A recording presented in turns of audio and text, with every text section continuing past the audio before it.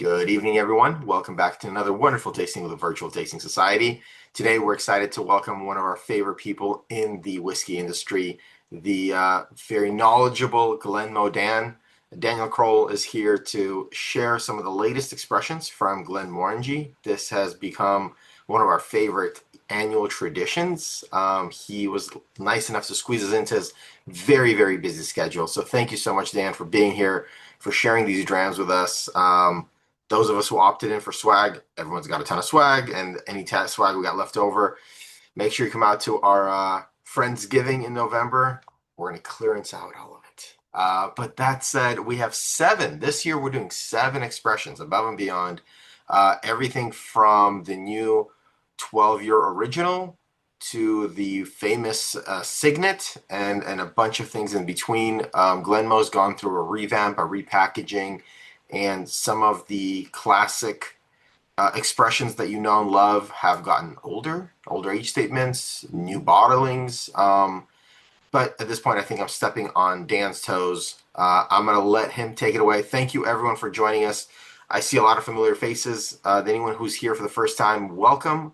We invite you to be nerdy, ask questions, toss them into the chat. We love to participate, but obviously we don't want to talk over each other, so keep yourself on mute until you are talking, and I'll kind of be in the background monitoring that as well. That said, Dan, thank you so much for being here. Introduce yourself, tell us about the brand, and take it away. I will do that. Thank you, buddy, for the opportunity. Housekeeping stuff. I'll do my best to keep an eye on the chat. If I miss anything, though, please give me a shout, and I will address whatever it is that comes up either in audio form or on the chat. This whole thing is obviously the purpose is to clarify, as clarified as it can possibly be. We do a lot of talking with a lot of consumer types, from the novice consumer to the well-versed. In situations like this is the well-versed. So if you're interested in rabbit holes, we'll find them and go down them as aggressively as you would like. Because I love them. I love the rabbit hole stuff. If I'm standing in the middle of fill in the blanks, like Total Wine, and there's 40 people standing there. 15 of them have been around the block a few hundred times, and the others you kind of have to sort of breadcrumb them into a greater understanding of what it is that they're experiencing. But with y'all, that's no concern. So we can um, you know go yard, and I'm absolutely glad to do that. Having said that, it would be helpful to introduce myself. My name is Dan Crowell, as you'd mentioned, buddy. Thank you. I am the U.S. ambassador for Glenmorangie. I've been on the ambassador squad for Glenmorangie and Ardbeg for 12 years now. It's been a hell of a ride. To the point that you made earlier about the evolution of the range, it certainly is happening. It has happened consistently, not just since I started, but for many, many years before that. We certainly saw a fairly significant evolutionary step when the company was bought by Moët Hennessy, a subdivision of Louis Vuitton Moët Hennessy, in 2007. So there was a lot of changes in packaging, there were changes in expressions, there were changes across the board. And we've continued to sort of explore the slow and steady evolution of the brand ever since. Our master distiller, we are fortunate that our master distiller, Dr. Bill Lumsden, has been with the company for now 30 years, which allows us to put some very consistently high quality things in bottles and put the name Glenmorangie and the name Ardbeg on those bottles. Now, Bill, being Bill, is he's a details guy. His PhD is in biochemistry, but he's also a slightly unpredictable, starry-eyed dreamer man. So there are a number of curveballs that come out of the Glenmorangie and Ardbeg camps each year, and over the decades, they've proved to be some of the most interesting and compelling whiskies that have come out of Scotland. So it is an honor to be associated with the output of his skill and imagination. You'd mentioned that the age statements are going up. Now, you I'm reasonably certain that you've all surmised that the category of single malt Scotch whiskey, as it is a function of the category of brown spirits whiskeys in particular, is on the decline currently. The sales throughout the category, whether it's Scotch whiskey, American whiskey, Canadian whiskey, Indian whiskey, nobody's numbers are where they were, and that's nothing to panic about because we've been through this stuff before in the 80s, certainly with Scotch whiskey with a decline in interest in the 80s. At the turn of the 20th century, there was certainly a lot going on that was suppressing the numbers for the category, and a number ended World War II, and then a number of dips and peaks and valleys throughout that time period, going back to our foundation in 1843. So it's gonna be fine, but in the interim, one of the things that it facilitates is a refreshed look at what we can do. Yeah, you wouldn't necessarily beg for a slowdown in the category, but it facilitates some really interesting stuff, like the capacity for us to work with progressively older spirit. What happens when whiskey isn't selling quite as briskly as it was is it gets older. So we decided to leverage that opportunity to show the evolution of Glenmorangie in a time value equation, not necessarily just in the use of unusual yeasts or secondary ferment or secondary maturations. We are playing around with time now. So the first whiskey that's listed on the tasting notes. Again, you don't necessarily have to taste these in order, but it's the order I'll go in anyway. For 80 years, Glenmorangie Original was a 10-year-old product. It was either called Glenmorangie 10 years old or Glenmorangie Original once the sale to LVMH happened in 2007. But it was a 10-year expression going back 80 years. So the fact that it's a 12 now is somewhat seismic in terms of the change for us. We've made almost no mention of it. It's difficult to tell the package apart from the 10 year and the 12 year. The most recent iteration of Glenmorangie Original, the 10 year, looked a hell of a lot like this. It's just that the number changed to a 12 instead of a 10. So why have we downplayed such a big move for us? I don't exactly know, to be fair. I think we should be talking about it a hell of a lot more. If you go back to the beginnings of Dr. Bill's career, there was always pressure, even before, there was always pressure on Glenmorangie to join the quote unquote dirty dozen, since our competitors' flagship expressions, by and large, were 12-year expressions, and we're out there with a 10. There was always a competitive landscape that was loaded with some challenges and landmines and obstacles. If we just had wanted to do that, just join the other 12-year-old expressions, just to be more competitive. We could have done that decades ago. And we didn't. We stuck to the guns. And it comes back to what Bill got told when he was hired in 1995. It was still a family-owned company. And the president of the company was David McDonald. And David McDonald sat Bill down and said, "We're going to give you a lot of leeway, a lot of room to explore your creative impulses, but don't screw with the 10 year because it was the heart and soul of the brand." And Bill took that to heart and didn't. In fact, his job in his mind, and he still spends the majority of his time on the original. That's the product that gets the most of his time and attention, at least in part, because it forms the basis for a lot of the other things that we do. It's the launching pad for many other expressions in the Glenmorangie portfolio. So he spends an inordinate amount of time making sure that what goes into a bottle original is amazing. Now, the interesting thing about this idea of it going to a 10 from a 10 to a 12 just in the last year, we began to look at it in terms of we have evolved as a brand on every level and in every pathway that we've explored.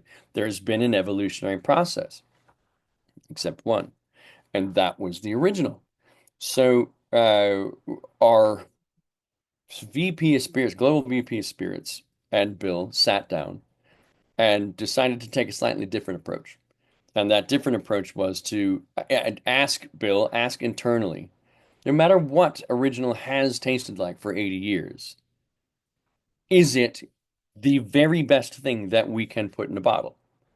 And so the choice was made to create something new, blind taste it over a lot of time within the company, the 34 people that make up the evaluation committee. And Bill's point was, whichever wins the blind tastings by percentage, I'm going to put my name on and put my flag behind. He thought it'd be the 10, but there was an 87% preference rate for what became Glenmorangie Original, the 12 year. Now, we haven't changed the ABV on it. We haven't changed the cask provenance, so this is all first and second fill ex bourbon oak. The old ratio used to be 60% first fill, 40% second fill. My suspicion is that it's closer to 50-50 now. It's a bottle of 43 ABV. It is chill filtered, not aggressively so, but it is chill filtered. And it forms the basis for who we are now. This is the next evolutionary face of Glenmorangie, the original 12 year. So if you haven't already, dig in and see what you think. I think there are distinct differences between it and what we had put in the bottle of 10 year. I still think that there is an identifiably Glenmorangie set of aromatic markers and flavor characteristics that stand out and say, all right, we're still who we are. This is just with an extra gear in the gearbox, an extra couple of chapters at the end of the book.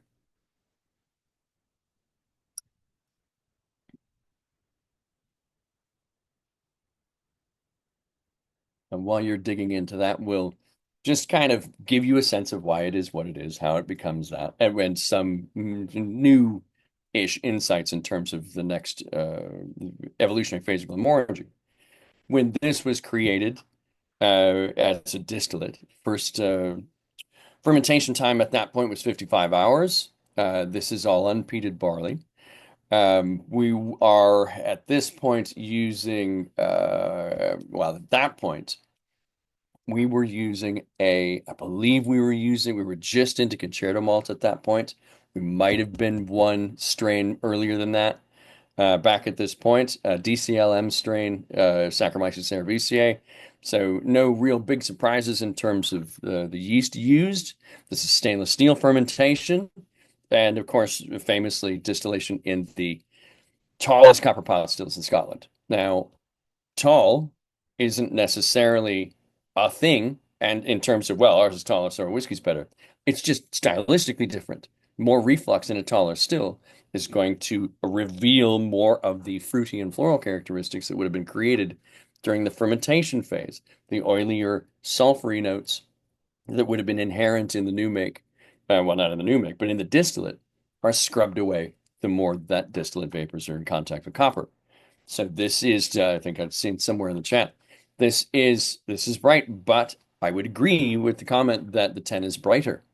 I do find the 10 to be more citrus forward and the 12 to be a little bit creamier, slightly longer length of finish, a few more pages in the notebook, but it isn't quite as citrus forward as the 10 used to be. Now, depending on your flavor preferences, that may be sad news to you, but I tend to think these comments, creme brulee, creamy, I'm with you on that. I think the greater exposure to first and second fill ex bourbon oak, those extra 2 years gives just a little bit more um, access to broken down oak lignin notes. So American oak is going to be about a quarter oak lignin. And once the heat degraded breakdown of oak lignin results in a whole bunch of things, but oak lactone and vanillin are going to be the highest percentage organic compounds that come from heat degraded oak lignin. And those tend to show up on the palate in the ways that you're describing: creme brulee, vanilla, cream, dairy. Both would be cool, to your point. It'll never happen, sadly. So if you happen to be in a position to stock up on the 10 year, do so. I think that they both deliver some really compelling notes.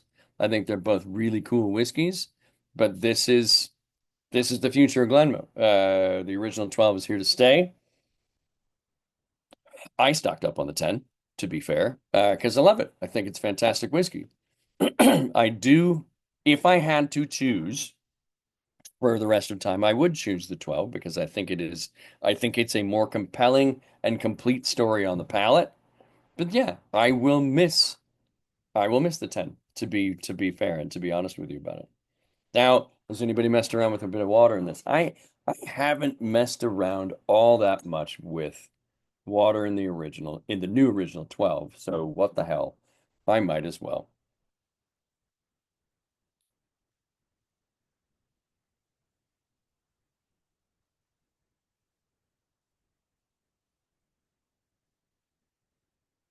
Floral notes coming forward. It's not a huge surprise. I tend to find that the addition of water too, and I thought it was true with the original 10 too, that the addition of water brought out a little bit more lavender note for me, a little bit more sort of just a slightly eucalyptusy hint in there. Um, Mouthfeel, certainly a bit of a shift more towards bringing some more palate weight in there, a little bit more mouth-filling creaminess to your point. Tanks water nicely. I think I prefer it neat, but that's purely individual.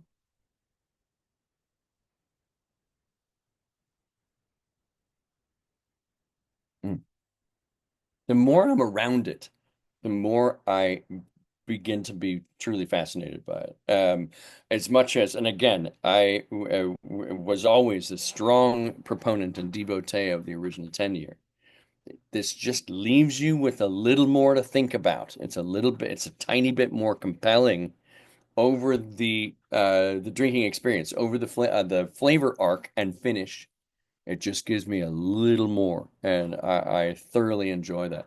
Now, you may or may not be familiar with Glenmorangie Triple Cask Reserve, a relatively new development for us. If you haven't had a chance to try that, I would beg on bended knee that you go give it a try. The three cask types that we're using are new charred American oak, first fill American X rye, and then X bourbon oak, just like we would do with Glenmorangie Original.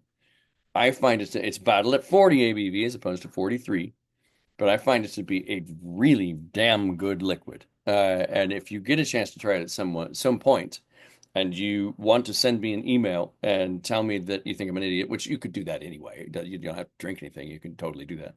But let me know what you think of Triple Cask Reserve when you get a chance to try it. I've been thoroughly impressed by it, and I'm really, really happy that we developed that product.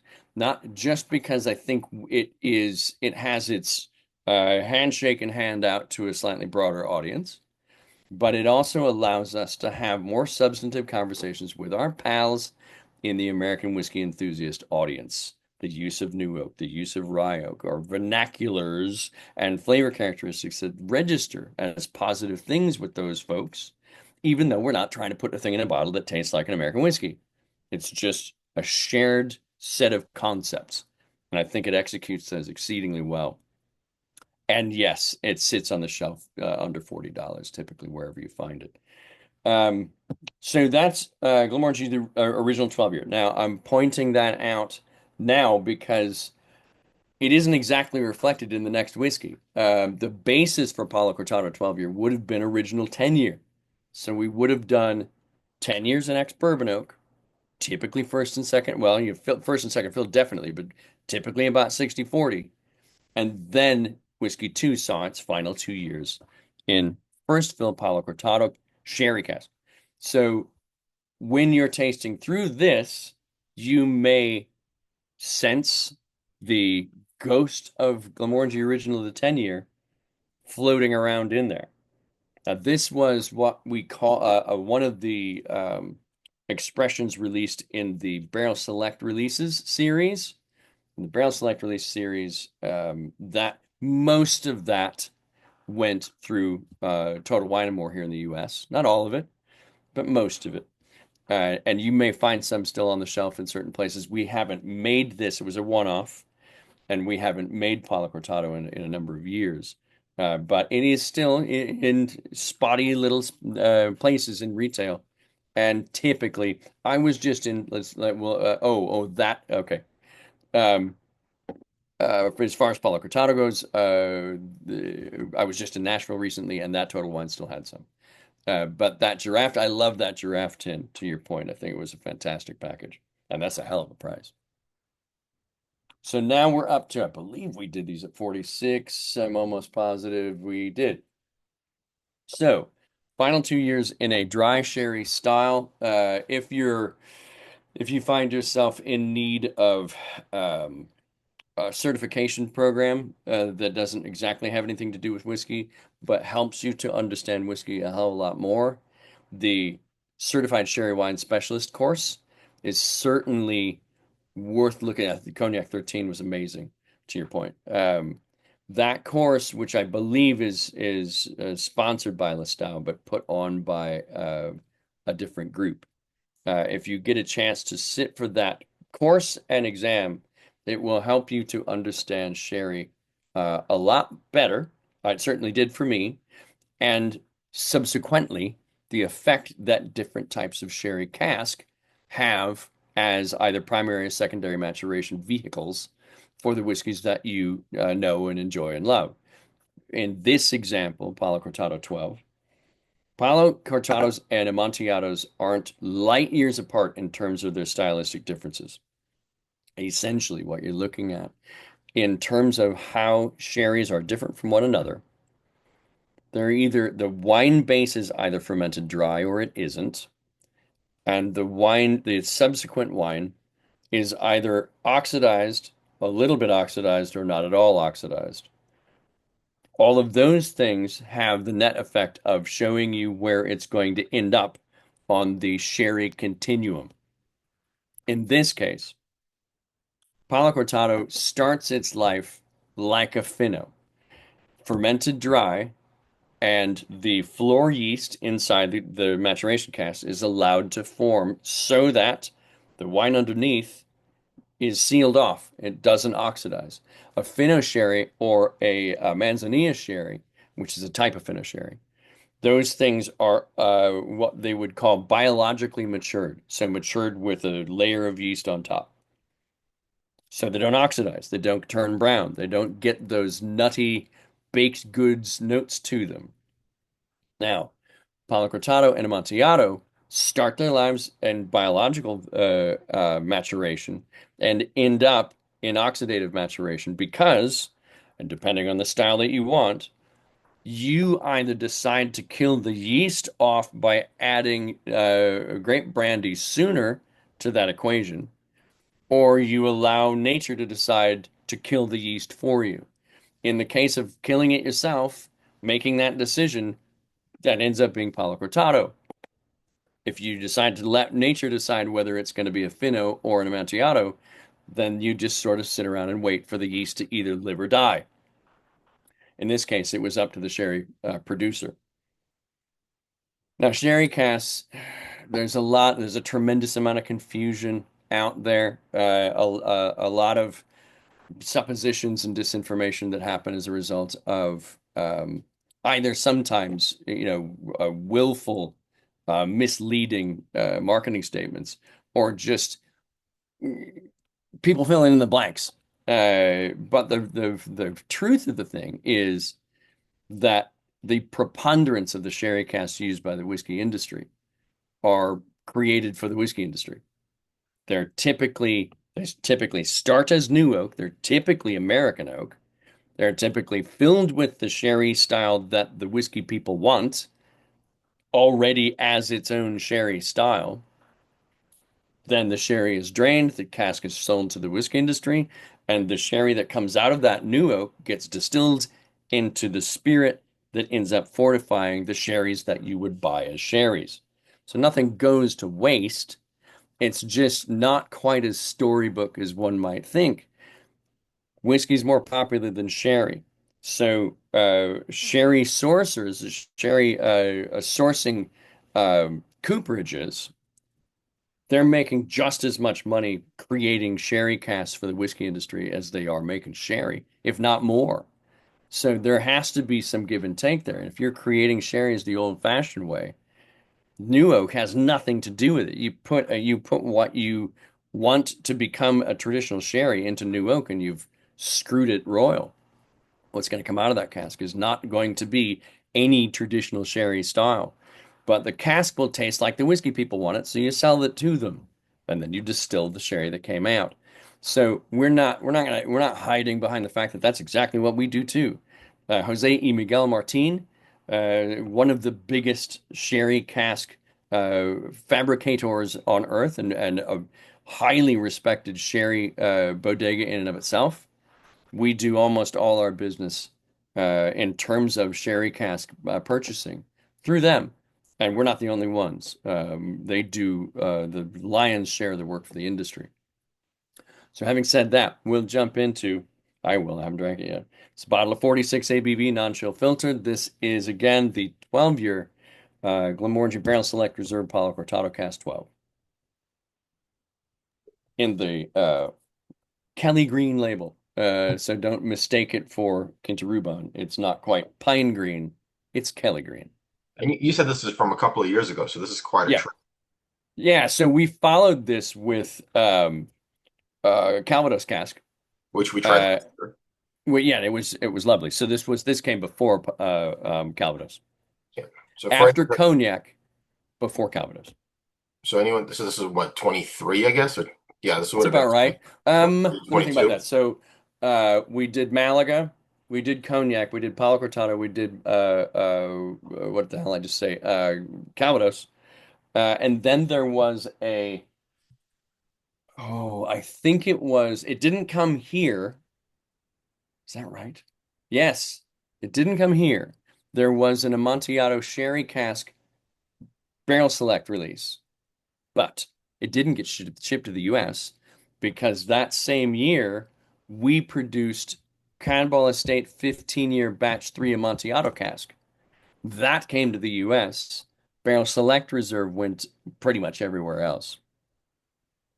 So there are 5 Barrel Select releases so far, but the state's only got 4. Yeah, it's just a terrific dram. I got a chance to try this. I got lucky and tried this for the first time at Glenmorangie House. I didn't know it was there. When I first took a glance at it, I was like, "What? That's a weird colored Quinta." And then it turned out to be this, and I was truly blown away.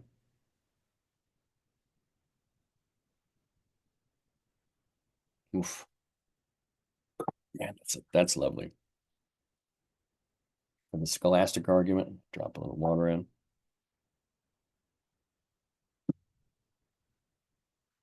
Yeah, this is quite a lovely dram. This is the kind of whiskey that you're like, man, why did it have to be limited? I would like to drink this for the remainder of time.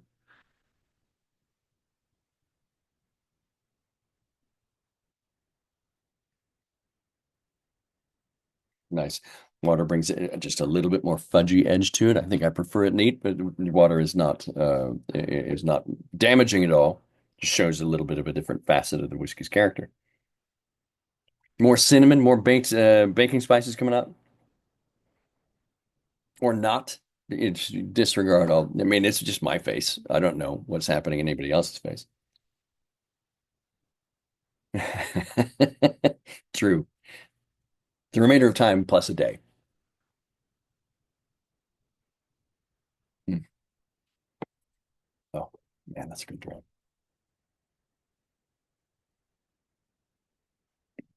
Vacate a glass and move on to whiskey 3. By the way, we didn't ask what order do you want us to put these in? Because I know I have 6 glasses, 7 glasses in front of me, and I've pre-poured a bunch. What order should I have them in, just so I can I I'm orient? pouring in the order that was in your photo. So I have Quinta 14 next, Okay. followed by Cadball Batch 4, then Nectar 16, which sadly I didn't realize that I'm out of, so I'm going to substitute it with the thing and tell you why. And then Infinita 18, and then Signet. Oh, so I had them in age order, and then Oh, see. okay, okay, right on. Yeah. So we would just yeah, perfect. Yeah, great. Considering that they're all kind of around the same ABV, you could I Right, feel yeah. like you could totally do it the other way, backwards too, front, back. It would still be great. Yep, yep. They're all between 43 and 46. Yep, all of them. What's funny is now that you've been doing this for years, and we've all gone through enough tastings where traditionally, when you do a tasting, you're walk through 12, youngest to oldest. And I've gotten to a Right. point where now where like if I'm at like a bottle share, I'll go for the oldest, most expensive, most interesting bottle first while my palate's still fresh, and then whittle my way down. Oh, interesting. That's an interesting take on it. Because Yeah, I realized that like seven samples in, yes, of course the 30-year-old's going to be amazing. I want to know if it's good on a fresh palate. right. Yes, exactly. And that's an interesting technique. It I may have to adopt that pattern from time to time at least. If nothing else, then I think it's good palate training. Yeah. You're all seasoned pros at this. I find blind tastings to be not drinking till I'm blind, but full double blind tastings where you don't know what's in any of your glasses. Somebody does, but it isn't you.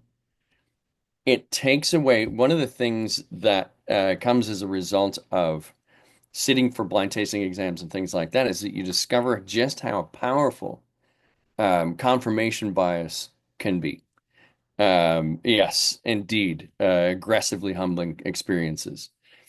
They show you in terms of confirmation bias. So let's just talk about objectivity versus confirmation bias.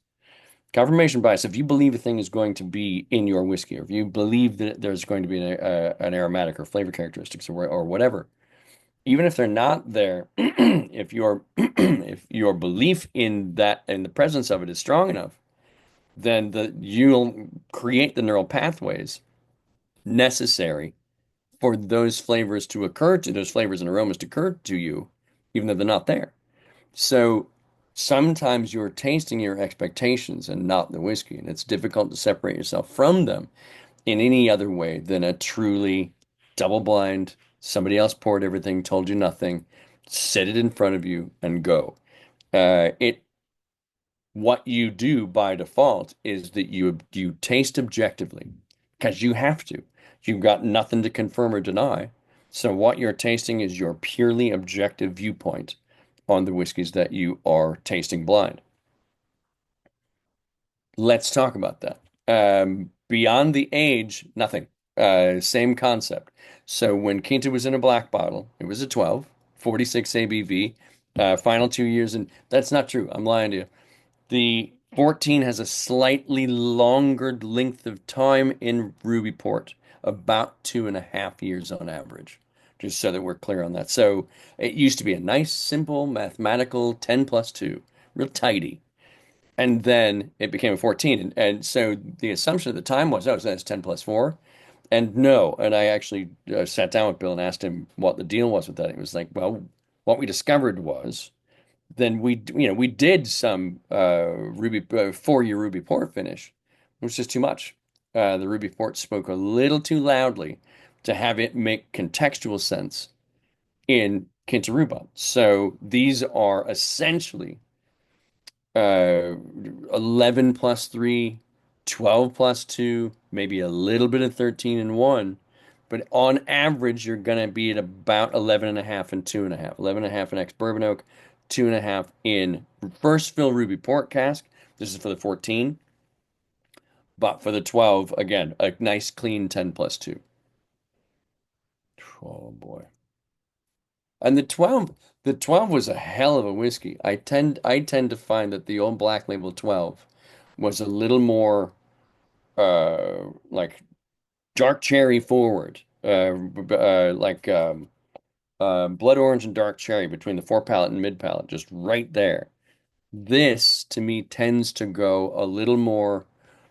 Whoever mentioned cocoa powders, things like that. Cocoa powder, strawberries, and cream, and a slower, sort of more patient reveal, a slower unwrapping of the package over its presence on the palate. Just a little the same basic story being told with a slightly more patient cadence, with a maybe an extra chapter or so at the end of the book. This is my wife's favorite Glenmorangie and my boss's favorite Glenmorangie. I know it's my wife's favorite because it's the one that continues to disappear when I'm not home. But you said your wife's and your boss's? Is that not the same person? My domestic boss, you are correct. My professional boss, she doesn't live here, but she is definitely the boss of me when I'm getting paid to be a thing. The nose on this is so drastically different from the other pours. It like the other ones were. This is I envision darker colors as opposed to the bright citrusy ones of the pre like Yeah. light yellows and oranges, and this is like a dark red to me. Yeah, yeah, absolutely. And port is another one that it's kind of important to, no pun intended. That was not an intentional play on words. But rubies and tawnies are the same wine going in and different wines coming out because the maturation via vessels are drastically different sizes. Now, we wander around the planet telling people that we're using ruby port pipes. So we're looking at about 600 liters and barriques, which of course are created for us. So how can that be? Thank you. How can that be a ruby port maturation vessel? It can't. They're created for us. Ruby port itself is matured in much larger vessels than the Scotch whiskey industry can use, which of course is 700 liters at a limit, at an upper limit. Tawny ports are matured in smaller vessels so that they oxidize more. So if you think about it in terms of how fructose sugars, fruit sugars, behave in the presence of oxygen, you can cut an apple on the table and leave it and it turns brown. So the more that fruit sugars are exposed to air, the browner that the medium in within which those fructose sugars are suspended will become browner, i.e., tawny. Ruby ports very big containers, very big maturation vessels, so that the wood to liquid ratio favors the liquid, so the liquid has less access to oxygenation.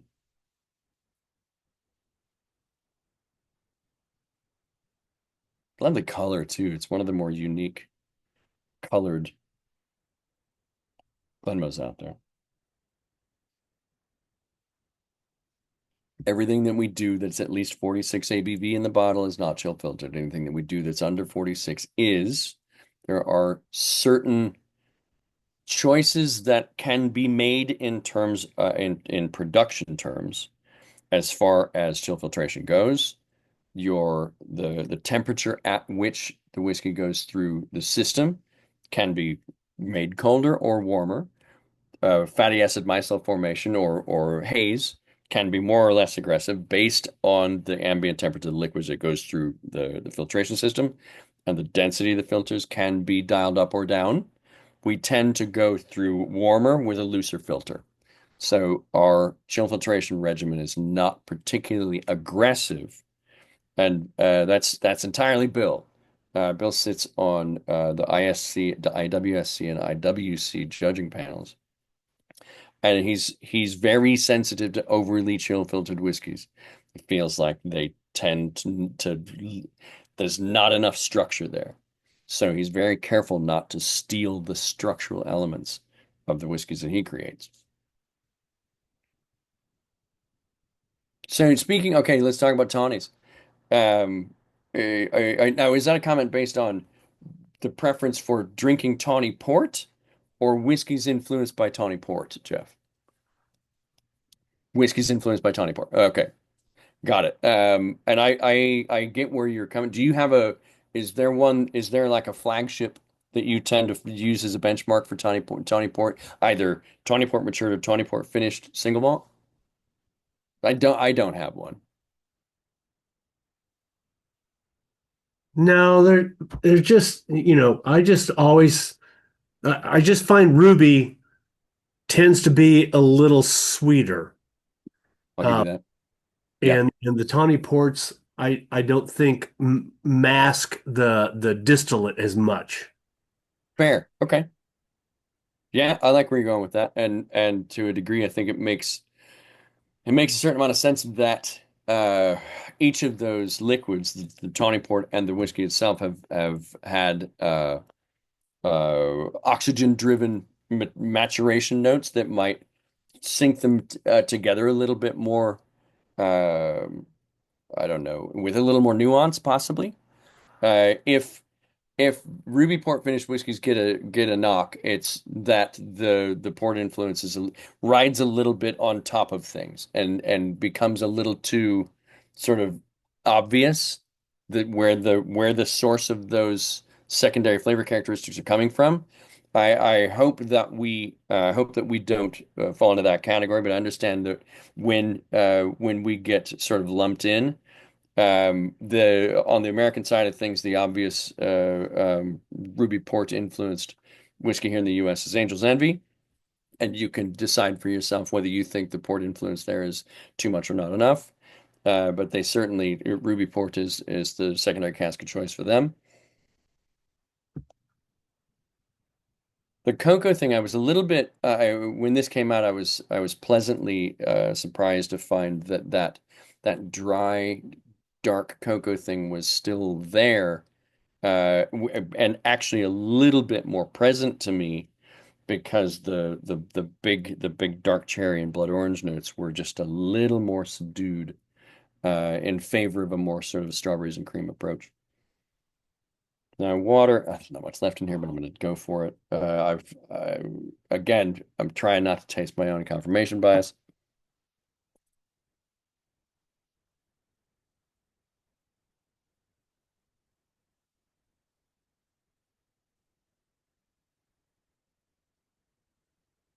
The the rose petal and mint is a little bit more present once water goes in, and that's not again not a bad thing. It's just a different take.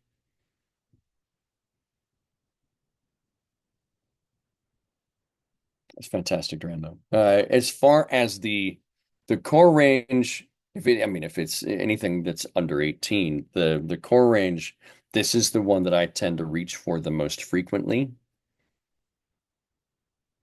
It's the one I'm in the mood to drink the most often, I guess, for lack of a better word. I'm not saying it's a favorite so much as it's resonant frequencies I'm more aligned to more of the time than say, although I have to say that we won't try this evening because it just came out. Yeah, a good point, Jeffrey. I guess PX can be a real ball hog. Um, Lasanta 15 year, you'll begin to see that soon if you haven't started to see that in retail already. The PX use in Lasanta goes away with the 15. We go back to just finishing it in Oloroso only, like we used to do back in the day before when Glenmorangie Sherry Wood Finish was just called Glenmorangie Sherry Wood Finish, and it was a 12 year. The secondary cask was just first fill Oloroso. When it became Lasanta, the secondary cask was just Oloroso between 2007 and about 2017. In 2017, we began to dial a little bit of PX in, mostly because between us, at least in part because more people paid attention to Jim Murray than do now, for reasons that you can Google if you would like. But Jim was consistently downgrading Lasanta for its sulfur notes, coming more from Oloroso than anything. So Bill ratcheted in some PX use to soften that down a little magically. Jim, before he was infamous, he was famous for not really being a fan of sulfury whiskeys. So our scores for everything were quite high in Jim Murray's Whiskey Bible, except Lasanta. So the PX was dialed in to sort of soften that sulfury note, and it did, and our scores improved significantly after that. But people don't care what he says anymore. So, at least mostly. So we're going back to our roots and just dialing in Oloroso as a secondary cask influence for Lasanta starting back with the 15 year. And that should be, if you haven't seen it in retail yet, you should see it soon. I'm a really big fan of it. I am admittedly, I am a fan of Lasanta 12 year, like the whiskey. I don't drink a ton of it, but I can see that changing fairly drastically with the 15. And I hope that when you get a chance to try it, that you enjoy it. So, So oh yeah, go ahead. just to recap, so the 14 Quinteroban Hmm. is finished 2.5 years in ruby port casks. Yeah, on average, yes. Yes. And that replaced the previous 12-year 12 year in the Quinteroban, black in the the black black box, label. yeah. So which old labels should we be not hoarding, Ooh. but saving that because they're being replaced so we can in the future do a side by side when the new ones come out? Because I think it's too late to look for for the black label. Pretty It's much, already pretty much, yes. it's almost too late to look for the 10-year because our friend Jason Dalrymple is gonna go clean them out. But he's gonna help us out, so that's fine. I'm about to compare Thank a you, Ruby Jason. Port whiskey to this to see if I can pull the Ruby Port flavor out of it. But like, what should we be collecting now? Ooh, that's a real good question. The one that we're not gonna mess with in the foreseeable is Kintaruban. So when it went from a black to a green label, even back when Glenmo was all on one line, so that we shifted to a 14 before the eye chart label came out. We went from black to green. But the green label still had Glenmorangie all on one line. So that was the 1446 ABV, 2.5 years on average in Ruby first fill Ruby port. This physical change in the eye chart label now, it's the same liquid. So and that will continue to be the case. We're progressing forward with a hands-off approach to Kintaruba. We're Is messing iChart with Label the everything else. official company line? No, they call it this. They call it the stacked label. Then the issue, when I've got to sort of explain it to retailers or to on-premise or whatever, it kind of comes down to it's a 12-letter name, and with a 12-letter name, you have a font size problem, and when you have a font size problem, you have a visibility problem. So the folks in visibility sciences showed up and said, "Well, screw it, let's just blow it up." And so I tend to think it looks a little like an eye chart, but one can't argue that it's more visible. You could, in the same breath, argue that it's a hell of a lot less traditional. And so we're the number four single malt Scotch whiskey in the world, so we don't get as many slings and arrows as the first three. We're like finishing fourth at the Olympics. They're the first of the who gives a shits. But what happens in that regard is that still get a lot of um, opinion offerers, and that's great. This is supposed to be a communal yet highly personal experience.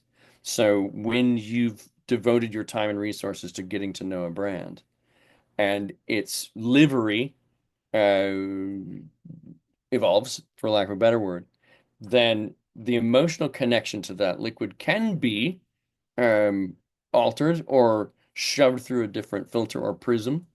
And so this isn't everybody's cup of joe, to be fair. The one thing that we can straight-faced argue is that we're more visible on a retail shelf and on a back bar than we used to be. The rest of it is up to the Yes, I'm Jason. I'm totally gonna do that now. My God, why didn't I think of that? The tallest label, the tallest brand ing.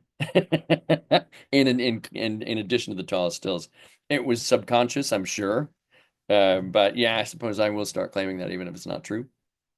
Um, but again, yeah, exactly. See, the giraffe lives vicariously through our label.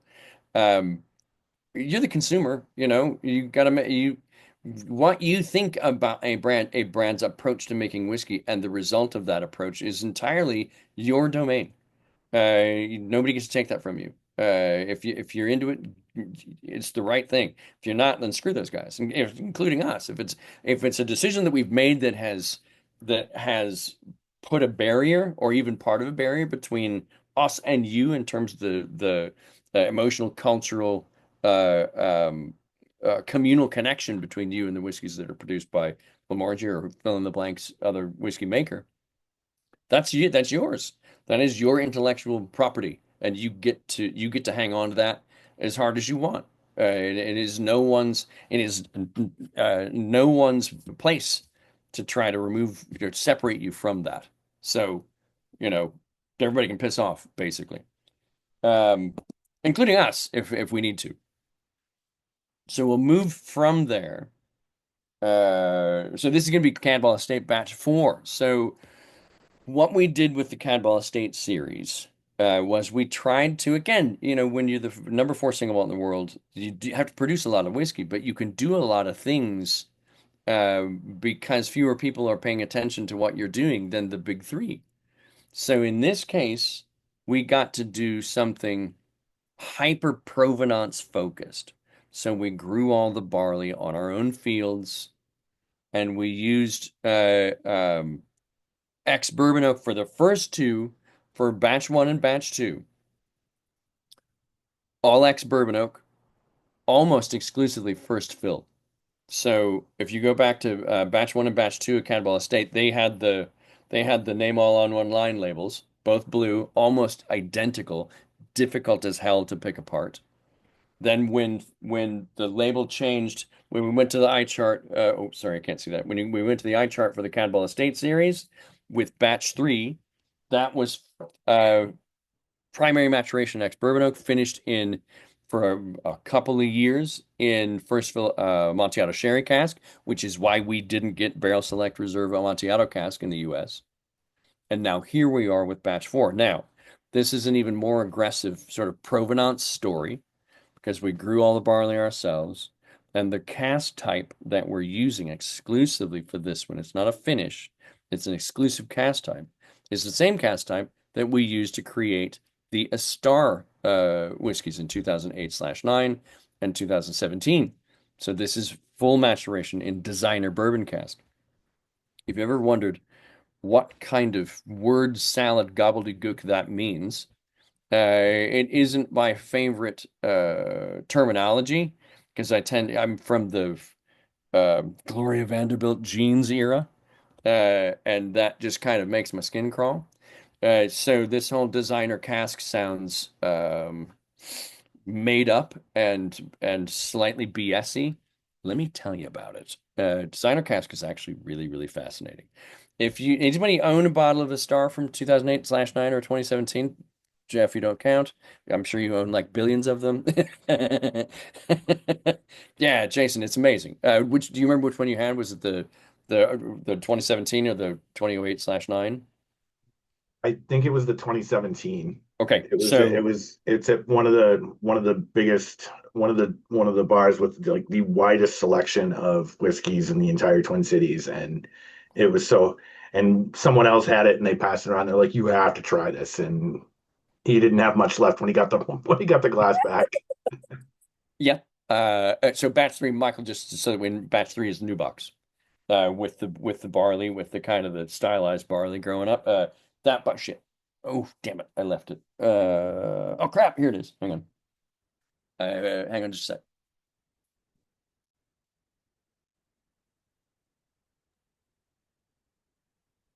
You just have bottles hidden between those barrels in the warehouse. Cadball batch 3 and 4 came in this box with the sort of the mic is cutting back out in this box with the barley and stuff on the sides. This happens to be batch 4, but the only way that you'd know that is the little writing there that either says Amontillado cask or designer bourbon cask. So y'all should. I think I sent you, Vadim. I think I sent you batch 4. I meant to send you batch 4. I hope I sent you batch 4. Designer bourbon cask is what it says. Batch 4. Yeah.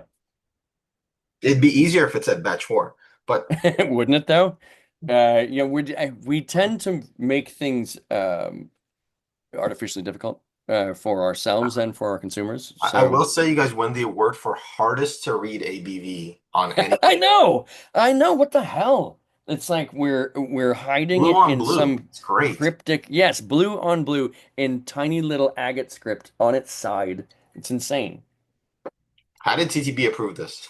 I don't know. The first time I saw us move to that, I was like, that seems silly as hell. But it's us, and we do a combination of amazing and silly things constantly. I'm not quite sure why, but we do.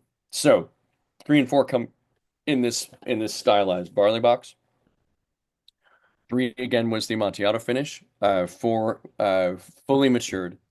15 years in designer bourbon cask. So this is where things get annoying. And it's more well explained on the Star boxes. If you happen to have access to one, the designer bourbon cask concept is more effectively explained in the language on those boxes, but I'll lay it out for you so that you kind of know what's going on. So these designer casks are Bill's over the course of a career. Uh, the output of Bill's conceptualization of the perfect cask to put Glenmorangie in. So this is sourced strictly from the Mark Twain Forest in Missouri. These trees are north-facing Ozark oak trees that grow up ideally in the shadow of other trees. If you're a tree growing up in the shadow of other trees, you don't bother creating a tremendous number of branches. There's a leaf canopy on the top because that's where the sun's coming from.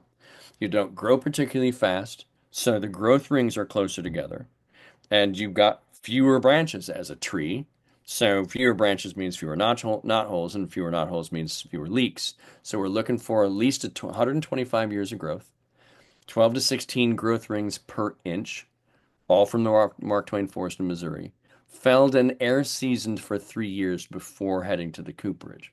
So when you have growth rings that are closer together, if you just happen to have um, an electron microscope at home, what you would discover is that the porosity between the spring oak and the summer oak, the dark part of the ring and the light part of the ring, the spring oak is much more, the pores are bigger. What the tree's trying to do is to get things flowing early in the springtime. So those pores are big. And when the summerwood begins to grow, the pores, there are a few more of them in terms of number, but they're much narrower. The way that a tree works, at least an oak tree, what's grown up in the middle is the living part, and last year's spring and summer wood gets shoved out when the new spring and summer wood forms up the middle. So the rings just keep getting shoved out, and the fully dead cells get shoved clear out and form the bark. So when you look at these rings, if you want the highest percentage of spring wood or big pore wood, the highest percentage of that to overall wood makeup, you keep the growth rings slower together or closer together. So 12 to 16 rings an inch means that your growth rate is where we wanted it to be if you're the tree and we're the tree cutter downer. That's what we're looking for, so that we have the highest porosity cask that we can get a hold of. That gets felled, cut into blanks that will eventually become staves, but they sit out, they're palletized, and they sit out in the forest for 3 years getting rained on. So the acrid and resinous nature of new cut wood is rinsed away by 3 years worth of rain. Yes. So once that 3 years is up, that goes to the cooperage. It used to be Brown-Forman cooperage in Louisville, but before Brown-Forman shut it down.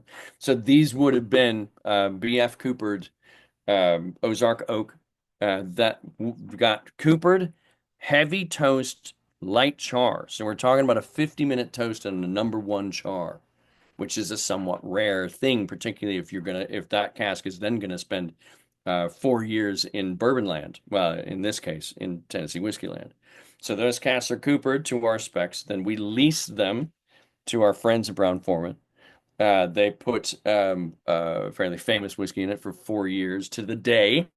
And then we get those casks back after they paid us 4 years of a lease rate on our space in the cask. So we know they're uniformly seasoned. We know exactly where they came from. We know who made them. We know what their toasting regimen was. We know what their charring regimen was. And then we know that they are all seasoned basically 4 years in a day to a day. So then those casks come intact. They don't get broken down and palletized. We don't have to put them back together on the other side. When they get to Glenmoe, they get filled. And in the case of Cadball 1, well, that's not true. In the case of Cadball 2 and 4, those were all first fill X previous occupants, so first fill X bourbon oak. this was the first time that it was first fill all designer cask from since 2017 when the last time an Star came out. So this is sort of older, lower ABV a Star, disguised as Cadwell Estate Batch 4.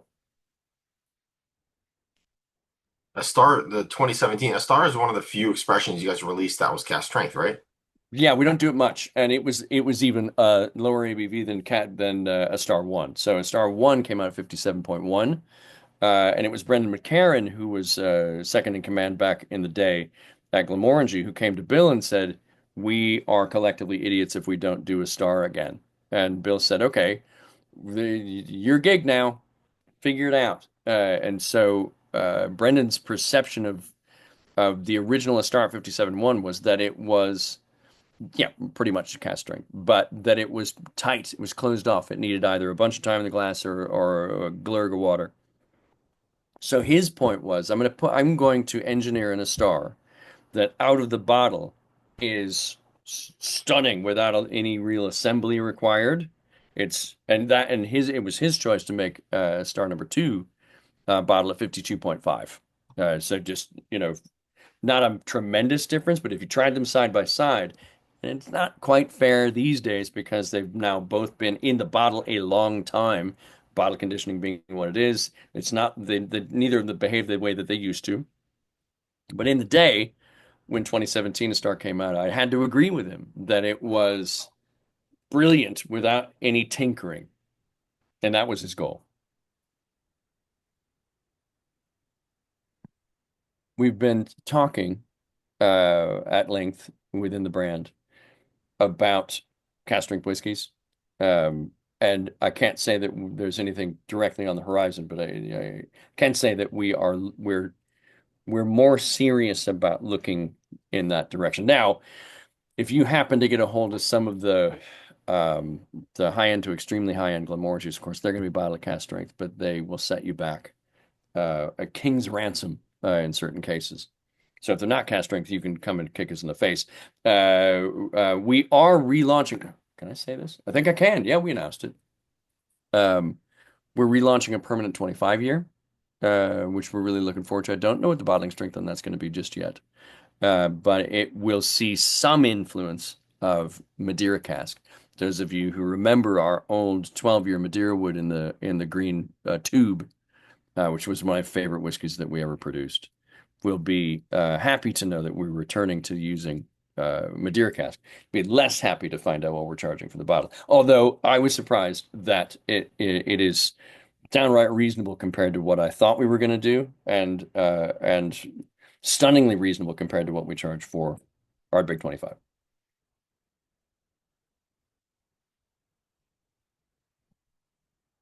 Decisions made far above my pay grade. So thoughts on Cadwell Estate Batch 4, designer bourbon cask. Enjoying, hopefully. Oh, right on. Right on. See, furniture, wood. Okay.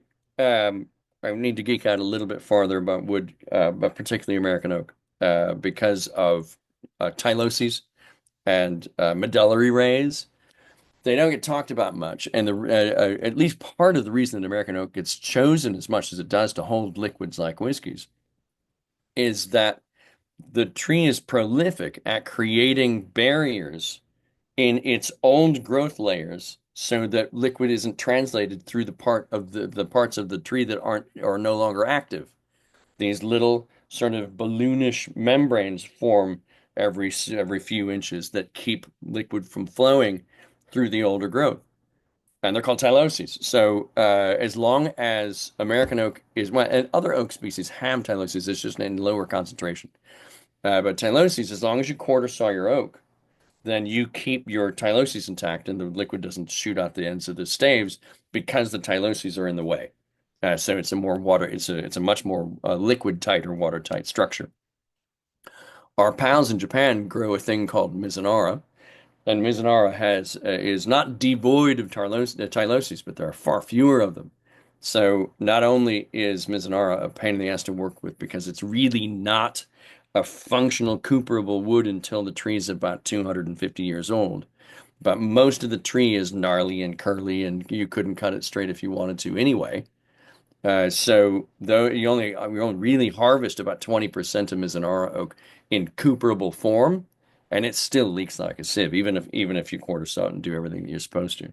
So and that's to a degree why you can quarter saw American oak, but you have to hand split down the grain other European oak varieties because their triloses formation is not as frequent. So they tend to leach. So you need to keep your grain as intact as possible. You can't saw through grain like you can with American oak, because American oak makes up for any of that sawing through grain by having more tyloses blockage. But with European oak varieties, they tend to be split, hand split with wedges so that the grains just remain intact. The grain, the capillary direction, the orientation of the capillaries and their structural integrity stay intact. In case that ever comes up in conversation, you tend not to char European oak varieties either, to at least a degree, because American oak is a slightly higher percentage of hemicellulose than European oak varieties. And really, the charring is where you caramelize, where you deconstruct hemicellulose into about 10 different wood sugars, and then the heat caramelizes them. So that red layer, the brownness of whiskey, tends to come from pyrolytically degraded hemicellulose that ends up in sugar form that the sugar then caramelizes because of the intensity of the heat. So with that, let's move on to 1, 2, 3, 4, 5. How about some nectar, the Nectar 16? There's no more door attached to it. No, it's just called the Nectar 16 now. Well caught. Now, I have to admit that my trade samples did not show up. So what I'm going to do, I'm taking I one for the blame team. Jane. If your samples didn't show up, I blame Jane. Well, Jane, come on now. What I'm going to do, I'm going to take one for the team and drink a little Glenmorangie Tail of Cake. And the reason that that's happening is because that one of the cast types that shows up in Nectar 16, we perfected its use with Tail of Cake, Hungarian Tokaj, as is one of the four cast types that are present in the Nectar 16. It is no longer just finished in Sauterne cask. It is finished in four different dessert wine cast types. Wasn't cake the first tail? Yes, it was indeed. In It present was. history. It was the first time that we released a whiskey that we had secondary matured in Hungarian Tokaj cask, but it wasn't the first time we'd worked with Hungarian Tokaj cask. If you go back, and this is in probably the first 5 years of Bill's time at Glenmorangie, he got a hold of some Hungarian Tokaj cask, and he filled them with already mature ex-bourbon oak mature Glenmorangie as a finish experiment, and he loved where it was going. He was convinced at the time when he was doing barrel samplings over the course of its maturation in secondary cask, he was convinced that it was among the best whiskeys he'd ever created at that point. And then he forgot about it, and the Tokaj cask took over, and it ended up not being good at all. So he was, of course, crestfallen and decided then and there that he would return to that particular battlefield and win the second time. And the second time ended up being Tail Cake. So what we learned from the use of Hungarian Tokaj and Tail of Cake is that we could viably get enough Hungarian Tokaj cask consistently enough, sorry, to help solve the issue that we had with Nectar d'Or, which was we were buying almost 90% of the cask output from the entire subdistrict of Sauterne every year, and it was still not enough casks to make as much Nectar d'Or as we wanted. So Bill's fix was, let's find some other interesting sweet wine casks and expand the dialogue between our whiskey and these cask types. So that's Sauterne, Hungarian Tokaj, as we're talking about here. These are all first fill ex previous occupant. Sauterne, Hungarian Tokaj, Mombaziak, so another Batra-sized French dessert wine style, and then Muscatel sherry cask. So this is three dessert style table wines and one sweet sherry cask style that are influencing what you have in your glass of the Nectar 16. Bottle 46 ABV and non-chill filter. I'm going to suffer through my tail cake. I find this to be a stunning whiskey. Jeff, you and about 17 other people on the planet agreed that the Tale of the Forest was the best tale of. I love it, but Tale of the Forest, I think, was the one whiskey that we made that was as polarizing as anything we've ever done. The people who love it, and I don't blame them because I think it's awesome. But the people who don't, truly don't. Because it's peated Glenmoe, for one thing. And we chucked some other interesting stuff into the kiln at the time, including juniper berries. So it blurs a bunch of lines and chapped a whole bunch of people off. But I love it. And Carrie, see, there you go. It is not a whiskey that you find a middle road on. It's either hell yes or piss off.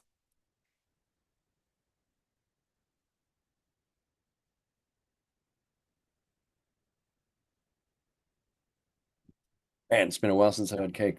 Oof, that's good. Bloody hell. Mm.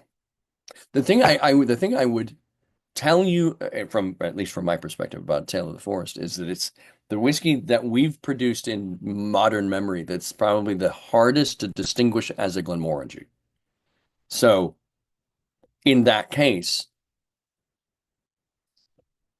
that may be, and it may be polarizing because Glenmorangie fans don't recognize it as being a Glenmorangie. And I understand where they're coming from. For a while there, we were doing in travel retail, we were doing the tribute. Was it the tribute? The Cord Elemental tribute. Yeah. So the 16-year peated Glenmoe that was travel retail only for a while there. A sort of a blue, faded blue jeans blue box. Quite a good whiskey, but mildly peated, which again throws people when you peat Glenmoe.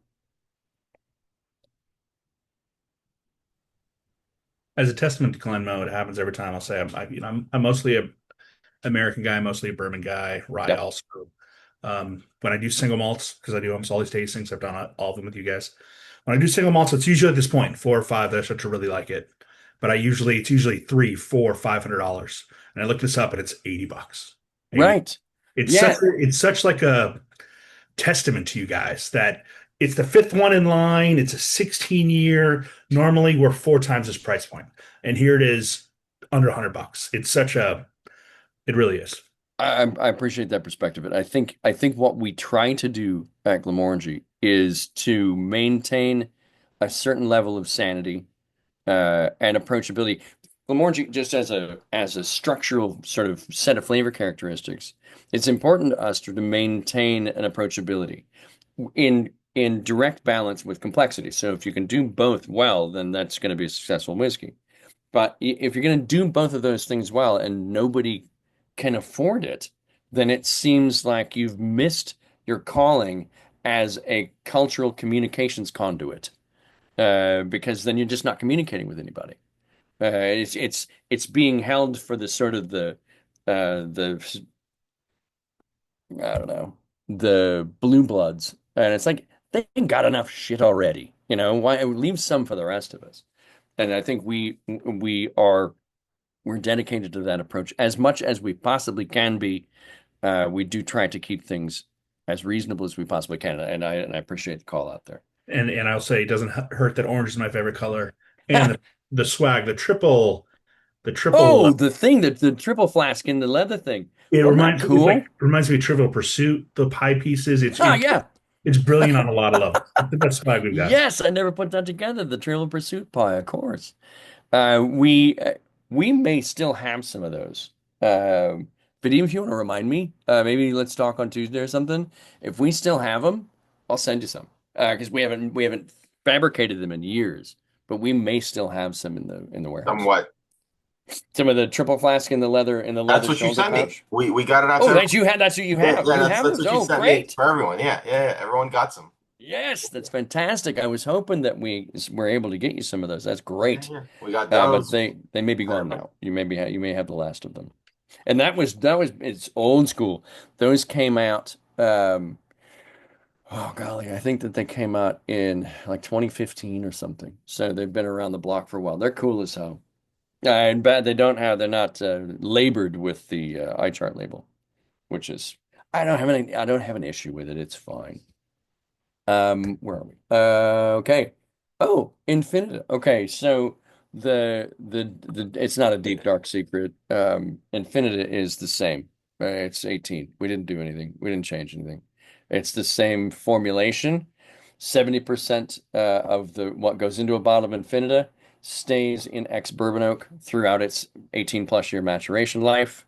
The other 30% sees its final three, first 15 in ex bourbon oak, first and second fill, final three in first fill Oloroso sherry cask, bottled at 43 ABV. So what we wanted to do with Infinita is to keep our 18-year-old whiskey from being such a wallflower. The packaging for extremely rare was uninspiring. It looked like a giant square russet potato. And then by the time it came out of the box and onto the back bar, it was even more invisible. It was even more sort of cloaking device. I'd been in hundreds of bars looking for our 18 year on the back bar, and I could look past it 10 times and they go, oh, there it is. It's invisible. So the new one is less invisible. It's a lovely, elegant package, and on a back bar, it's not quite as invisible as it used to be. Now, the name Infinita refers to when you take an eight and you put it on its side, it's an infinity symbol. So what we wanted to do is to draw attention to the idea that our 18 year has what we like to refer to as an infinite number of layers. And so the Infinita is a play on the 8 in 18 and the infinite number of layers in the whiskey. Our 18 is unabashedly my favorite Glenmoe.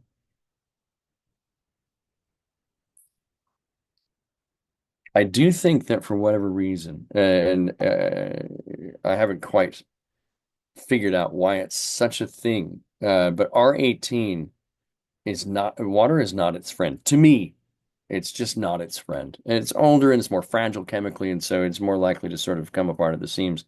But it just, to me, it just sort of takes, uh, it's like uh, post lobotomy Jack Nicholson in One Flew Over the Cuckoo's Nest. Looks like the same guy, but there's something really important missing. Now, how is this compared to well, I'll call it the old 18-year-old? Is it the same juice? Yep. Okay. Yeah, same stuff. And you'll find it in approximately the same price point. This one currently lives in the 165s to 180s, depending on your market. So again, it's no slouch price point wise, but our pals at Edgerton, they're 18 year, they're about three times prouder of it than we are of ours, allegedly, which is fine. I mean, any whiskey's worth what somebody's willing to pay for it. Yeah, and it's excellent. I love it. I love this whiskey. I just I can't get enough of it. I think it evolves really, really interestingly in the glass. That sort of honey marmalade, what the fuck are those things called? A little bit of hazelnut happening, some tea, like tea to tea, steeped tea. It's brilliant. And sort of a buttercreamish kind of like a buttercream Danish, slightly orange to orange peel. And it's 120 here, so it's Mm, an damn, excellent buy. nice. The 200 new here. packaging, the Infinitive with the purple Yeah, box. Hell yeah. yeah. Oh, is that Mission? Turtle Wine from Oh, Florida. Total selling it for okay. Fair. Great. Good for them.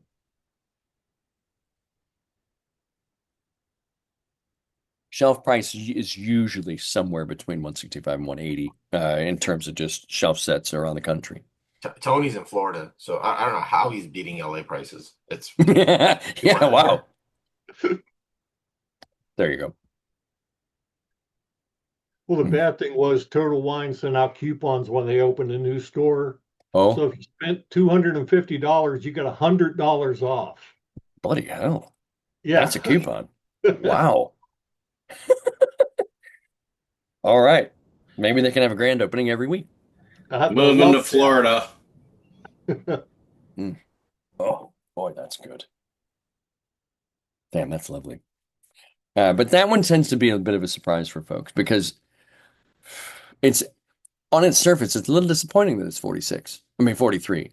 But I've been around this product for 12 years now, and I've come to sort of believe that it's at its perfect ABV, which is kind of shocking to me because I tend to be a minimum 46 non-chill filtered guy in my sort of uh, nose in the air elitist bullshit mode. This though, I think this is the exception that proves the rule. Whiskey's right when it's right, and this is just right as hell. Boy.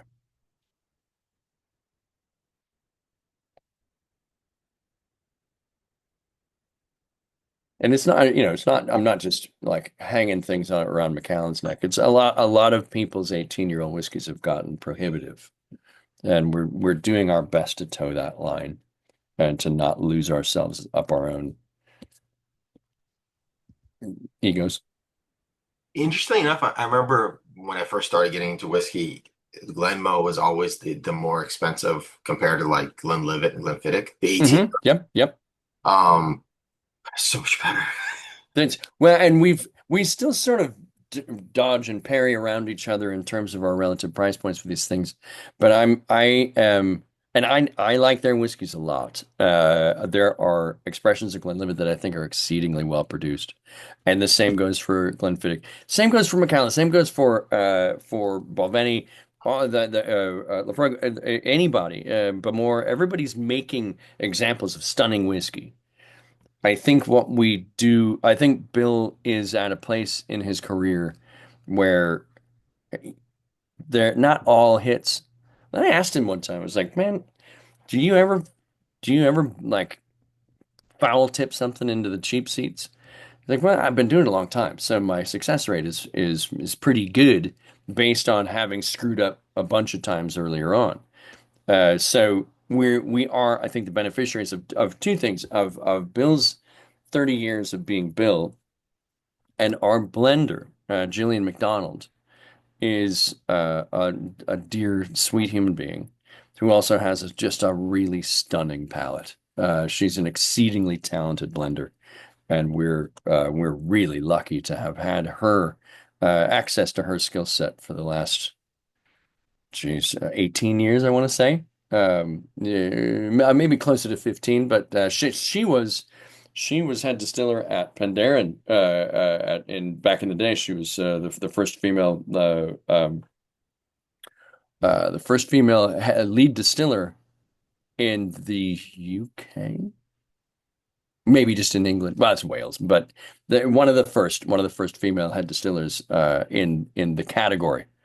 And we were able to poach the shit out of her, and it's been fantastic ever since. We've got a stunningly synergistic relationship between how Jillian operates and organoleptically and how she operates philosophically, and Bill. So that it certainly helps to have those two be in control of the juice, and they are also in control of what goes into a bottle of Ardbeg across the board. So we're doubly blessed in that way. Golly, it's Signet time, isn't it? Let's see here. So Signet, of course, Photo. is where we change, where things change kind of a lot. And we're doing a thing. Of course, we've been trying to do this thing for quite some time now, but we are doing a thing. Here it is. I don't know if you'll be able to see this, but I have in my hands a bottle of Signet Reserve. So Signet Reserve is trying to get released we've been making it for over a year now. But when the packages landed in the US, the boxes had some issue that we've been trying to resolve ever since. I don't know if it was a TTB thing or whatever, but it's been hung up in this ridiculous carton issue. But you'll see it someday. Signet Reserve is also bottled at 46 ABV. It's essentially what happens after you assemble Signet as Signet and then hold some of it back, drop it into first fill PX cask, and leave it for about a year and a half. Dan, as you knows that before we start losing people, I do want to take just a second Yep. to thank you and everyone Oh. else for coming together tonight. We have a little tradition we do. Thank you, Jordan, for reminding me because I'm 6 deep or 7 right. pre-partying and totally forgot. Everyone, turn on your cameras for just a second. Let's get Michael with all his friends. Carrie, come on back. Chris and Chris. I know the Chris and 7 Chris's. All the Chris's. Amanda's at a parent-teacher conference. I guess she's in trouble. All right, I'm dragging my feet just a little bit. Get Brandon. Hopefully, people hear their names and they come running back. By the way, Dan, we always see that glass. That's a very cool looking glass. We have more. We don't have tons more, but I can send you a 6. It's the kind with the little Yeah. heads on the little lids on them. Yes, good. Yeah. I'll send you some. Thank you. We got there you go. We got plenty. So, Yeah, so it's Capita glass. Basically, it's a share Capita. they're fantastic, and I happen to have yes, definitely send me some. But I had a couple. And we're gonna raffle one off at the end of the night. Oh, no kidding. Great. Perfect. Okay, that's awesome. But yeah, I'll send you some. Thank you. All right. Well, I guess Carrie doesn't want to be in the shot. Neither does Michael or Chris. Other Chris. Not this Chris, other Chris. If you are in the shot, smile. Lucas, turn on your camera. All right. There. Oh, Amanda's back home. Sweet. All right. Yeah, I've done enough rambling. Everyone, thank you so much for being here. Dan, thank you so much for your time. And this has been absolutely fantastic. We're not done yet, but we want to raise a glass to you and say cheers and smile to the camera. Got it. Yeah, and I appreciate hopefully it. we can keep this tradition going year after year. And if you're next time you're in LA, hit us up. It's been a few years, but we'd love to host you. I would love that. We've, as one might not be surprised to hear, we've had some budget challenges given the state of the business. So my colleague Travis, who is national ambassador for Ardbeg, is in the city of Los Angeles officially the ambassador for Glenmorangie and Ardbeg. Until our budgets resolve themselves. But I love it there, and I can't wait to get back. Yeah, milk chocolate. This is Let's send them a ticket. I'll take it. Signet, of course, is different. Different in some somewhat significant ways. This is the only whiskey that we use modified barley in, i.e., roasted barley. It isn't through. There are about 7 different Glenmorangie sub-concepts that come together to become Signet. One of them is Glenmorangie entirely matured in designer cask. There is Glenmorangie matured in it gets a 5-year finish in new charred white American oak. There's another Glenmorangie in there that gets a 5-year finish in Oloroso sherry cask.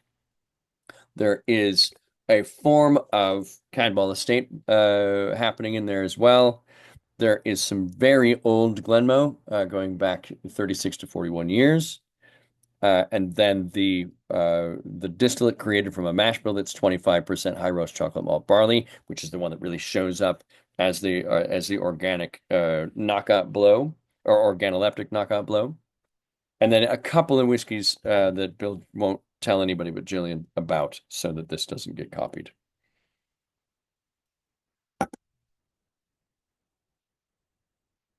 When I first nosed it, all I got was espresso and mocha, and now the fruits are coming out. It's totally changing the glass. If you're in the same room as Bill, he would be the first to admit that Signet is probably the most variable of the whiskeys that he creates. And so if you want to track down the batch codes on your Signet bottle, they're much easier to read than the ABVs on the new bottles. I don't know if this is going to work, but probably not. No, let me take this friggin' background off. How do I do that? Adjust background. Let's go none. All right, so can you see?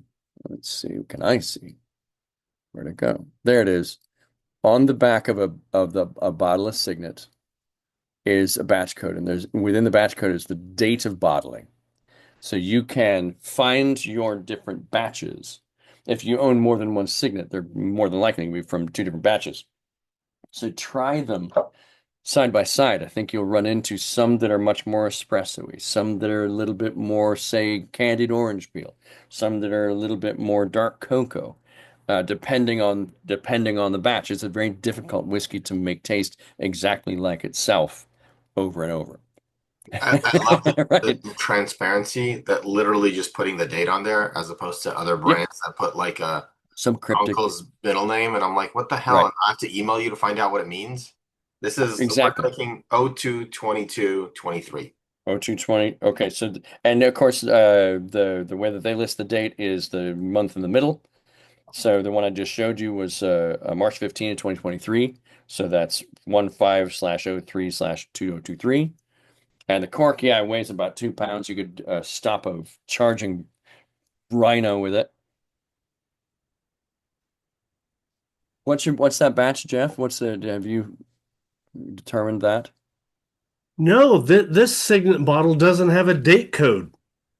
What the hell? Is it It the it is it starts your with it starts with L14. Oh, that's an old one. And it doesn't And have just a raw date next to the no, L number? there's no date code on it. Nope. Bloody hell, dude. L4, That was bottled a long time ago. L14, That was one of the earlier bottlings. Is it a slightly lighter, is it not quite as obvious as the one I showed you? Like is it a bit subtler etch? Yes. Okay, that's old school. Yep. You've had that for a while. Yep. This one anyway. I've got several bottles, but this was the one that was on the shelf. And to draw attention to Jason's supposition, how many planes do you own? Tell you, but I have to kill you. I get it. Standards being what they are. But this one is I'd mentioned, Taylor Forest is difficult to sort of identify the Glenmoranginess of it. If you don't know why it is what it is, it doesn't necessarily jump out of the glass as being a typical Glenmorangie. But if you're familiar with Signet, then it's like, oh, fuck, there can't be anything else. That's Signet. One occasionally mistakes some expressions of Westland for Signet. There's a whole lot of modified grain. If you probably noticed that American single malts, they're using quite a lot of modified barleys these days in their mash bills, at least in part. And my theory is that American single malts still think that American whiskey drinkers need new oak in order for it to be relatable as an American whiskey. But an all malted barley distillate in new oak, that's not a real fair fight. So there's a lot of modification of barleys happening in the burgeoning American single malt subcategory. My hope for that category is its continued success because I think it's a fantastic thing. But my other hope is that they wean themselves off of an almost artificial addiction to using new oak. I just don't know that there's a lot of forward motion there. I think it's a little too limiting given the grain substrate. Odd you bring up Westland because D was there today in Oh, Seattle. hell yeah.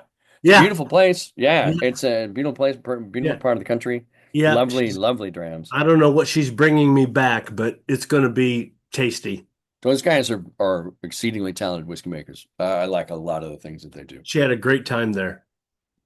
Yeah, they're cool. And the guys at Stranahan's, they were some of the pioneers of modified barley single malt American whiskeys. Westland's on the calendar for October 23rd. Just Hell saying. yeah. Yeah, those guys are lovely. I really enjoy their products.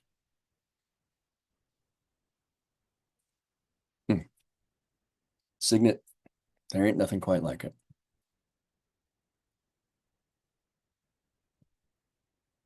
Ooh, I'm voting if that's okay. It's encouraged. So, Right on. so what do you have an idea of when the Signet Reserve is going to Signet be available? Reserve, it's trickling out. Every time I ask, I get met with, hmm? So just keep an eye out. Now, this is one of those examples of maybe we haven't been quite as disciplined price point wise. This will be about 400 on the shelf for the Signet Reserve. So, Ah, you know, son of you a bitch. do your math on that. We sit at about 265 in general for Signet on the shelf, depending on what market you're in. So it's a pretty big jump for a 18-month finish. What's Hand to different about the heart, reserve? just that 18 months in PX. So you assemble Signet from those 7 to 8 component whiskeys. Okay. And then after assembly, you back some of it out, drop it into first fill PX, leave it for a year and a half. And that's what becomes Signet Reserve. It would go into PX at cast strength, comes out of PX, cut to bottle strength, non-chill filtered. Tasting notes different. Oh, Mm, it is well worth it. Oh my God, it is amazing whiskey. Signet Yeah. Reserve, a different, it has a different set of superpowers. Okay. It is greater than the box score would indicate, I would think. Jeff's had it. So I've had it. if you really like Signet, because Signet's one of my favorites, then this is just Signet on steroids, Um, or is it a I different? don't. Is it I a think different? it's a different wrinkle. It's a different. It's a different facet of its psyche. But you'll like where it's going I from think for so. that. Okay. I think that what gets plugged into some of its the wrinkles of its soul are really interesting plugins. Okay. If you get a chance to try somebody else's first, that would be ideal. But I do not think you will be disappointed in Signet Reserve. I think it's utterly fantastic. Some of the folks that we've had that have had access to it have sent us some really, really glowingly positive. And then we've had a couple that are like, nah, Signet. You know, it's not the new side of it is not it doesn't win them over any harder than Signet itself does. Right. So Okay. we've got two camps there. It's a different animal. I mean, Yeah. it's Signet, but it's a lot. It has that sweetness that PX brings to it, and it still Ooh. is chocolatey, and I mean, it's just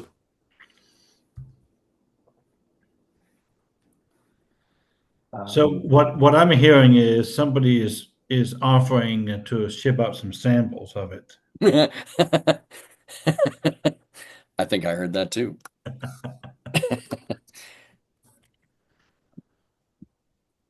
All the samples go to my house, and I take tariffs, and then we're good to go.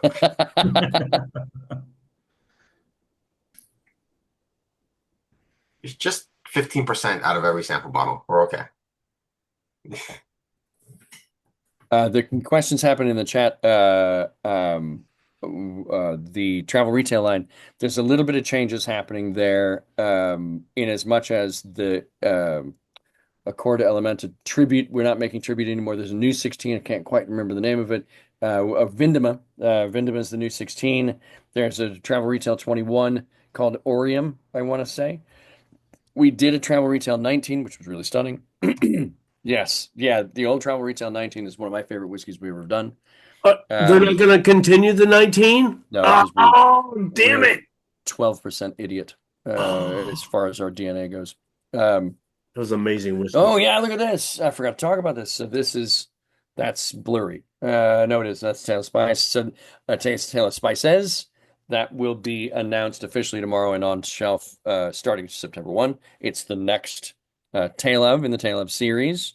This one did not have a base. Typically, when we do Tales of, there's a component that's just ex-bourbon oak matured Glenmorangie to establish the brand identity and the backbone.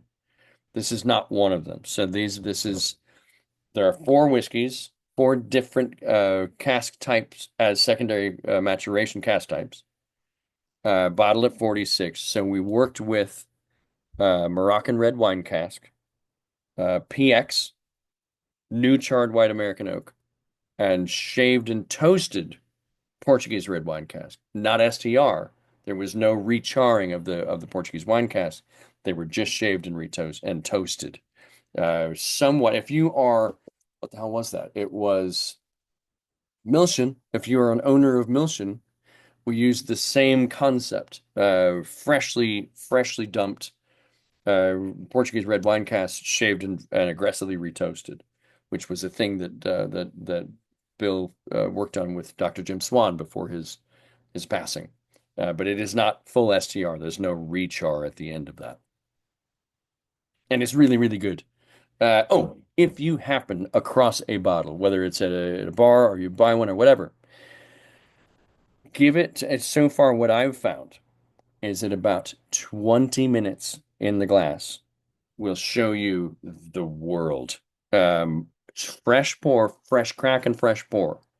It's narrow. It's a little closed off, but you get and water. I think water only makes the barrel too loud for me.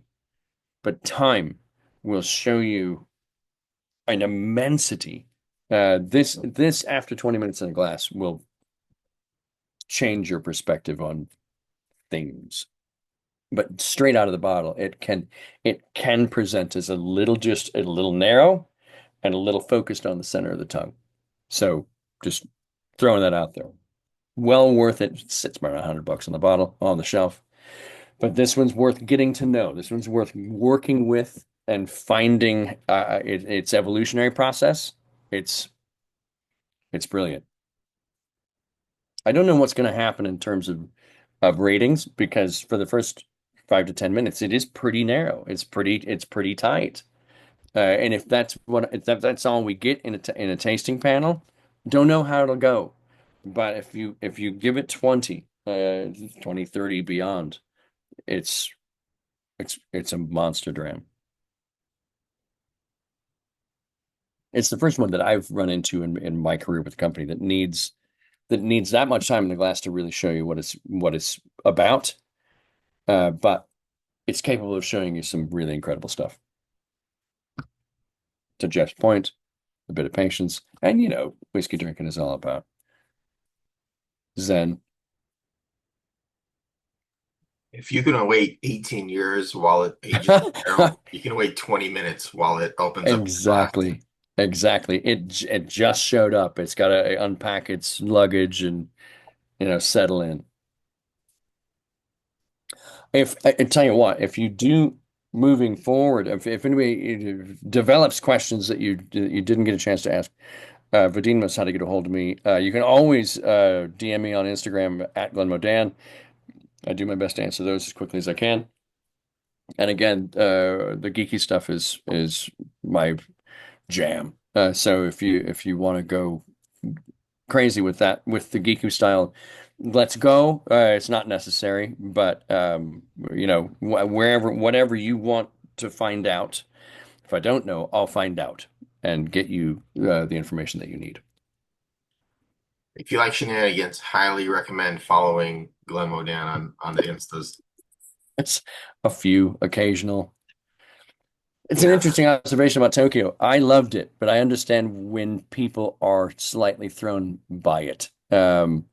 It's the Mizunara brings a certain amount of, and I don't think that it's just like confirmation bias. I think that distinctive temple incense thing is what makes Tokyo unique.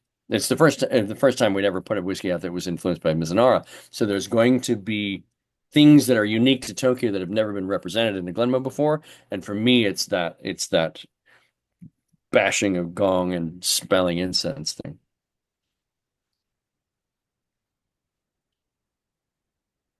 Mm-hmm. Yep. Yeah, Jason, right there. Yeah, it's new territory for me. And at the time that it came out, I was still grinding my way through a series of blind tasting certification exam stuff that included a whole bunch of Japanese whiskeys. So that sort of helped in terms of building the contextual reference point for me and how it was attempting to weave its way into the Glenmorangie style. So contextually, it was like, okay, I get it. I get it. I get it. I get where it's coming from. and I sort of fell in love with it, but I get where people don't.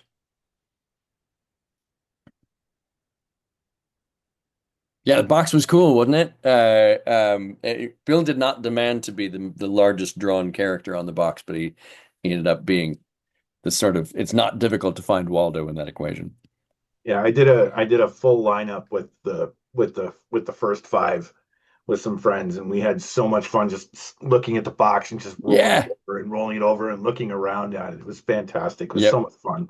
The Forest box, the Tokyo box are just genius. They're works of art. I just think they're stunning visually.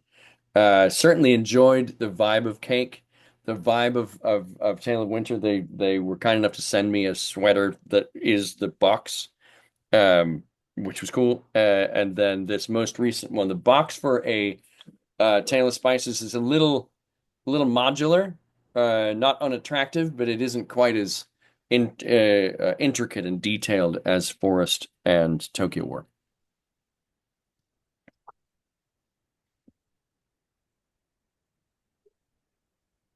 Oh yeah, and ice cream. Yeah, completely forgot about that. Tale of Ice Cream was one that it was slightly polarizing, but I think more people. It's oddly, I don't know how odd it was. Ice cream sold a lot faster than Tokyo did.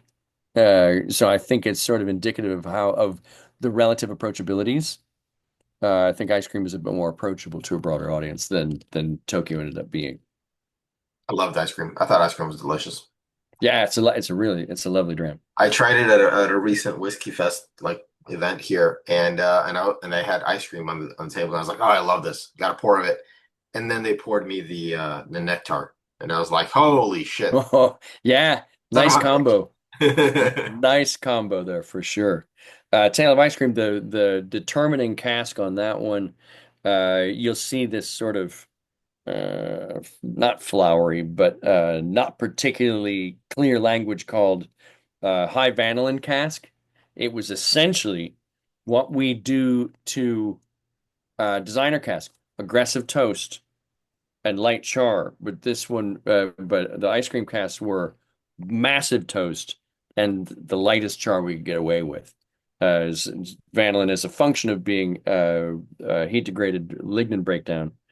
You can denature vanillin with too much char. So what we wanted to do is to create this sort of high vanillin environment by toasting the living shit out of it and then just a tiny char. So that was two types of casks. Part of A Tale of Ice Cream was classic Glenmorangie and ex bourbon oak. The other part was full maturation in these aggressively toasted super light char casks. Right. The results are in. 100% of the people have voted. Dan, who do you think? What do you think was the Ooh. expression of the night? Um, man, that's a good question. I would I would say probably Signet, followed by Palo, followed by 18. Am I off? That's a very solid guess. All right. The results are in. And look, we tasted the gamut here. We tasted quite a range. And the results are the last few tastings we've had, there's been like almost a unanimous decision. Here it's all over the place. So you're spot on. Signet's number one with 36% of the votes. 18 took second place with 27%. And third place was Cadball.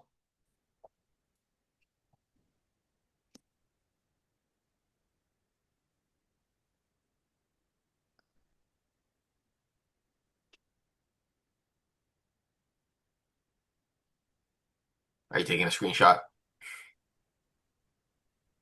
I think what it shows is everything was good. Yes.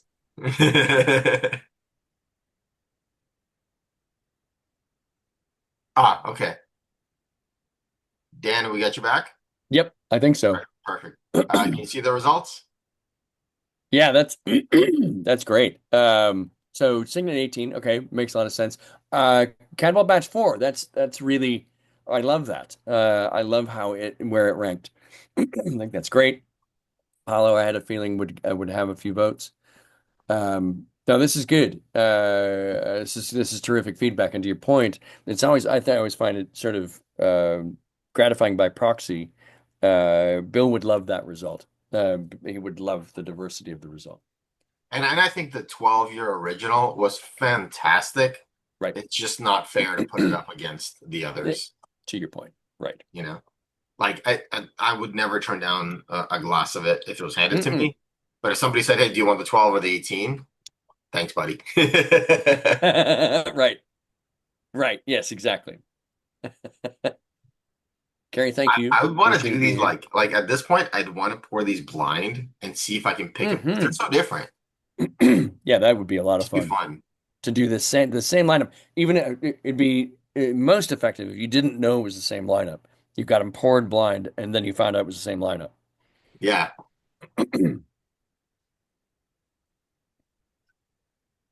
Good, Awesome. good. Yeah, Jane, to your point, I think original is a nice stable backbone that the range sort of it's the fulcrum that and the teeter-totter is everything else that we do. One of the things I always look for is like a summer whiskey. And the 12 is a perfect summer whiskey. You know, Yep. it's not heavy, you know, it's not too diverse that I can't just sit outside in the sun or, you know, under an umbrella and take a few sips and really enjoy it. And I think that's where something like, for me, the 12 just really stands out because it's an all season whiskey. Yep. Whereas, you I'm know, the right there with Signet, you. I wouldn't want to be enjoying the Signet in 85, 90-degree heat. I'd rather, Right. that's the kind of thing that for me, the 12-year-old just really stands out is I can drink that any day, anytime, doesn't matter. Just read the comment. Having been in Minnesota many times over summers, is they do present certain challenges. I It's was fair. wondering It's when it hit absolutely fair. 85. Didn't you message me saying you got 2 inches of snow recently? Yeah, we didn't even crack 70 and got 2 inches of snow last week. Wow. Wow. Running joke. It's a running joke. Well, Nice. the other running joke is if you don't like the weather, you know, Give it 20 minutes. Yeah. give it 20 minutes. Yeah. Okay, Calvados. Yeah, we can talk about that if you get a chance. Oh, shit, really? $45 for Calvados cask. Damn. It's really good, to your point. I think it's fantastic. It helps if you enjoy Calvados. I'll give you that. But I think it's a hell of a dram, and that's a remarkable price point. Got it off Costco. Yeah, they do some crazy stuff.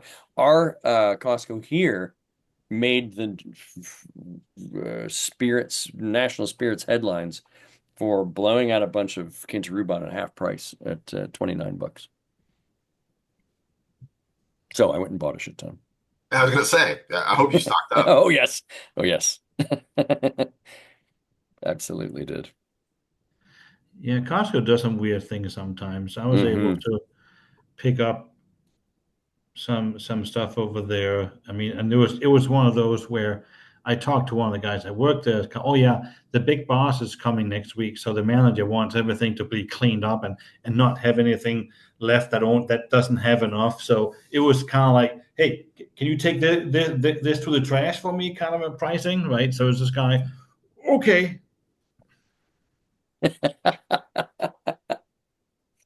Yeah, they're weird places. They've got odd sets of priorities from time to time, and of course, Total does too. It's a Total's a bit of a two-edged sword, and I think that's the case for any big box retailer. They're too big to ignore, but they know they're big, so Right. there's some pushback. There's some push and pull. Yeah, I agreed there. I mean, the wife and I go to Costco all the time, but in terms of wine, spirits, beers, that sort of thing, they are a little hit and miss. I have to agree with Jason on being in Florida. We have a few more warmer days than he has in Minnesota, Right. but yeah, it's like, okay, I can drink this year round.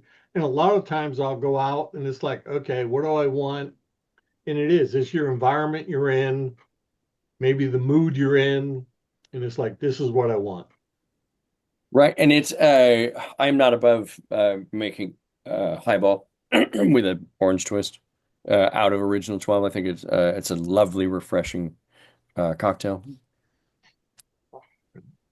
That's exactly what I was gonna say. In the summer when it's hot and you just want a nice refreshing highball, Yep. if there's nothing wrong with that. You know, it's got enough character, enough depth, enough oiliness to get you there.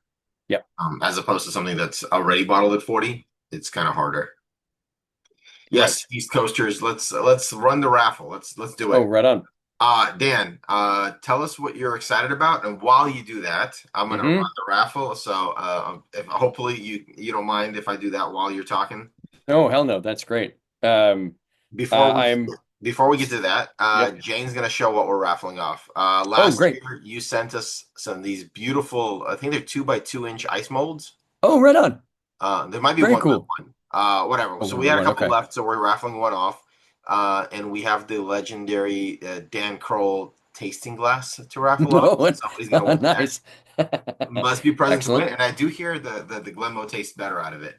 I've heard that as well. There And the lids help if you're doing blind tastings. you go. It's because the aromatics don't become a blob. Nice. And then we had another set of the cufflinks as well. I hope, Oh, Jake, did you find that in cool. the box? I hope you found it in the box. But they're Fantastic. there. They exist. I promise. They're beautiful. They All are right. the Yeah, signet. I have to go grab those. It's fine. We know they're there. If you win, you'll They have to get them exist. again. The signet logo is the cufflinks, so Right. they're gorgeous. Yeah, they're really nice. So we'll have 3 winners, and you're lucky for you, a bunch of people dropped off. So as Dan is telling Yeah. us stories, I'm gonna share my screen. Y'all take a look at, make sure you're not missing, and I'll run it. Oh, there we go. Look at those cufflinks. If not for you, then somebody's getting a nice Christmas gift. So Exactly. As far as exciting stuff, obviously I'm real excited to see what people think of Tale of Spices when it comes out starting Monday. And I'm I'm really excited to see what people think of what we've done with La Santa, moving it to a 15 and removing the PX influence. I know how I feel about it, but I think I'm real excited to hear what the public response is. and 12 to 15 is a big move. So I It's a think, big jump, and the price point won't shift a ton. yeah, that's the one thing that nobody has said anything about. The fact that like your 10 original went to 12 and the price didn't change. Like no one else in Yep. the industry is doing that. It's Right. it's a good opportunity to jack up the price 20% at least. Right. And you guys haven't taken that step, which is very respectable. We're trying to be disciplined about it, and the same thing will happen with La Santa too. You may see plus $5 or something, but it's gonna be right in that same tier. Which makes it hard to spend the money now to buy a 3 year younger. But Right. it's different. You want to compare the two. Yeah, Don't look at the they're number. pretty different from each other. All right, and nobody's spoken up that they're missing, so I'm gonna shuffle this a few times and run it 3 times. So, and you must be present to win.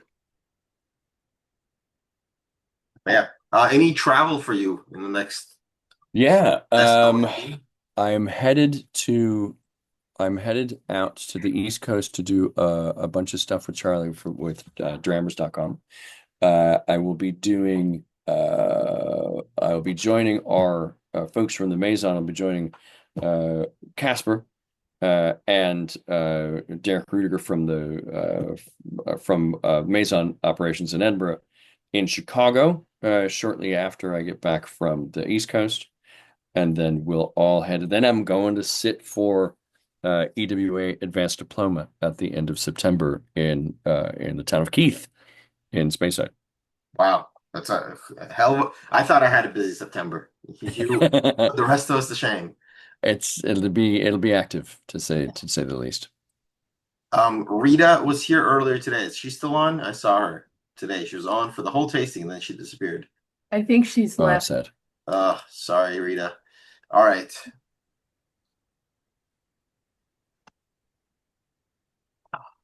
She has to get up early. She's a meter maid. Really? No, that's a Beatles reference. Sorry, you're young. Hey, Tim's here. Tim, what are you taking out of the prizes? You got to unmute yourself, or toss it in the chat so we know what's left. The glass, the Copita. There we go. Congratulations. I don't think it's actual Copita branded, but it is. Whatever one, yeah, thing. whatever one Dan's using, it's cool enough. That one, perfect. That's it. It makes the whiskey taste better. You pick it up and you're like, oh, the chemical compounds for this whiskey are. Mm-hmm. I like glasses with stems. Nice. Yeah, me Beautiful. too. Then your hands don't make it all hot. Jennifer was not on. Are you there? You're there. Awesome. I'm so excited. Congratulations. Except I wanted the glass. We'll get you another glass. Don't worry about it. We'll get you another glass. I'll take the cufflinks. Yeah. Cufflinks? Okay. Congratulations. 30 as always, 30 days. Remind us when you sign up for your next tasting, and we'll toss it in your kit. Okay. Awesome. Cool. And then last but not least, the ice molds are actually really great. Jane uses them all the time. I use them at home. I love it. I think you're gonna pass on this one. Jane, you're not getting the ice mold. Somebody else is getting it. Yeah, you can give that to somebody else. I have one. Thank you. Well, there you go. Somebody local to you. Henrik, do you accept this? I don't do ice cubes. All right. Oh, fair. No ice mold for you. Yeah, so let somebody else have that. I Sounds wanted the good. glass too, just like everybody else. Okay, well, got to sign up for next year's, and we'll raffle off some more glasses. I wanted to win it just so that Vadim had to figure out how to ship it. John, you're still here, right? Awesome. No, you're muted. Oh. He is yelling at. He's old man yelling at us. What is he saying? He's saying no, he don't want it. All right. It's doing this. Okay. He's just technology. I get it. Oh. Oh, right on. There you go. Congratulations, buddy. No, I don't use ice. Another one. God, This is the enemy. Oh my God, I should have just had it. Yeah, I want you to give that to Jane. Screw you guys. Poor little ice mold. I mean, I've seen the ice mold. It's really cool, but I think I actually have 2 or 3 of them already. So, like, yeah, okay. I'm not sure Sean is still here. Well, I think the Timonees all have gone. I'm gonna run it one last time. Somebody better win right now because this is getting repetitive. I would be willing to trade if someone wanted to trade. Jordan loves ice in his whiskey. There you go. Sorry, I like 130, 140 proof bourbon, so I like ice. What up? There we go. Perfect. It's going to a good home. All right, congrats, buddy. And if I brought any more glassware home, my wife would throw me out of the house. It's not the 4 bottles. It is the absurd amount of glassware that I have that really irks her for some reason. So absurd amount of glassware. But the last time I was at your house, so small. I saw a couple of really cute rocks glasses that I might have to trade you for. For me? Nice. Yeah, I saw 2 new glasses on your shelf that were just part of the mess, and I might have to try to. Let's talk. Yeah. Let's talk. I got lots of rocks glasses. Yeah. I have a couple of glasses as well. I think you might need a Glencairn or 2 or 17. We have a brand coming up that sent me Glencairn style glasses. I have like 40 Glencairns, bro. Jordan's an attorney. He's good at negotiating. You're a well-propertied lad, then. He'll always listen to your offer.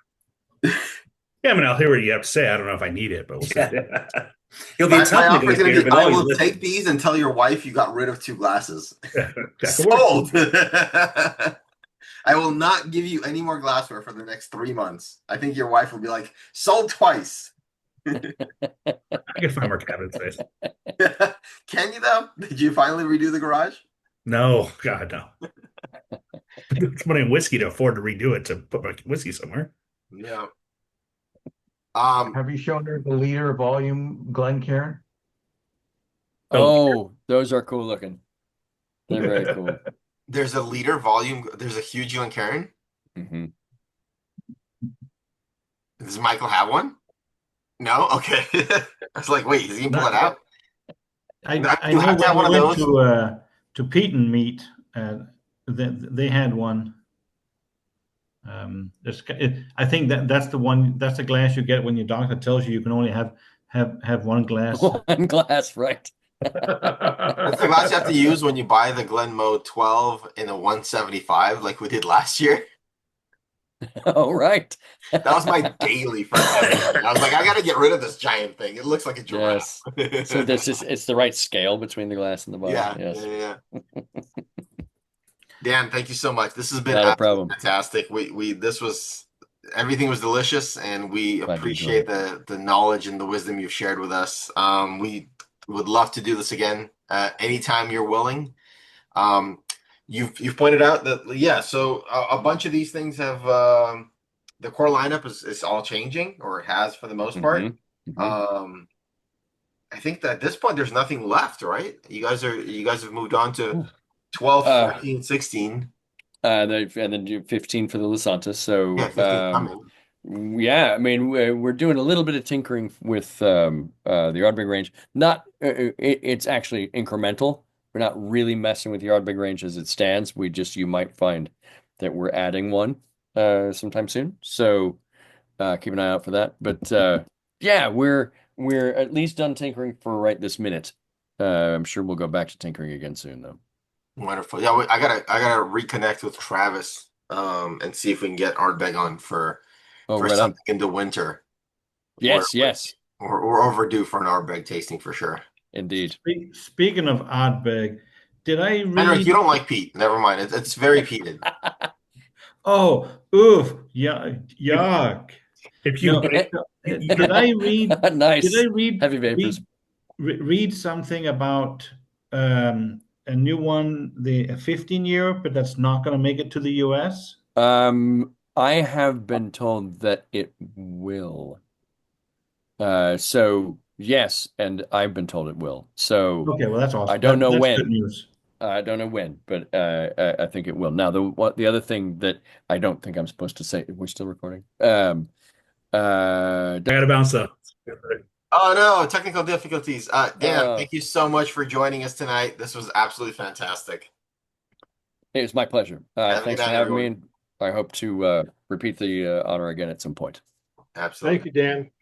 Thanks, everybody. Great to see you.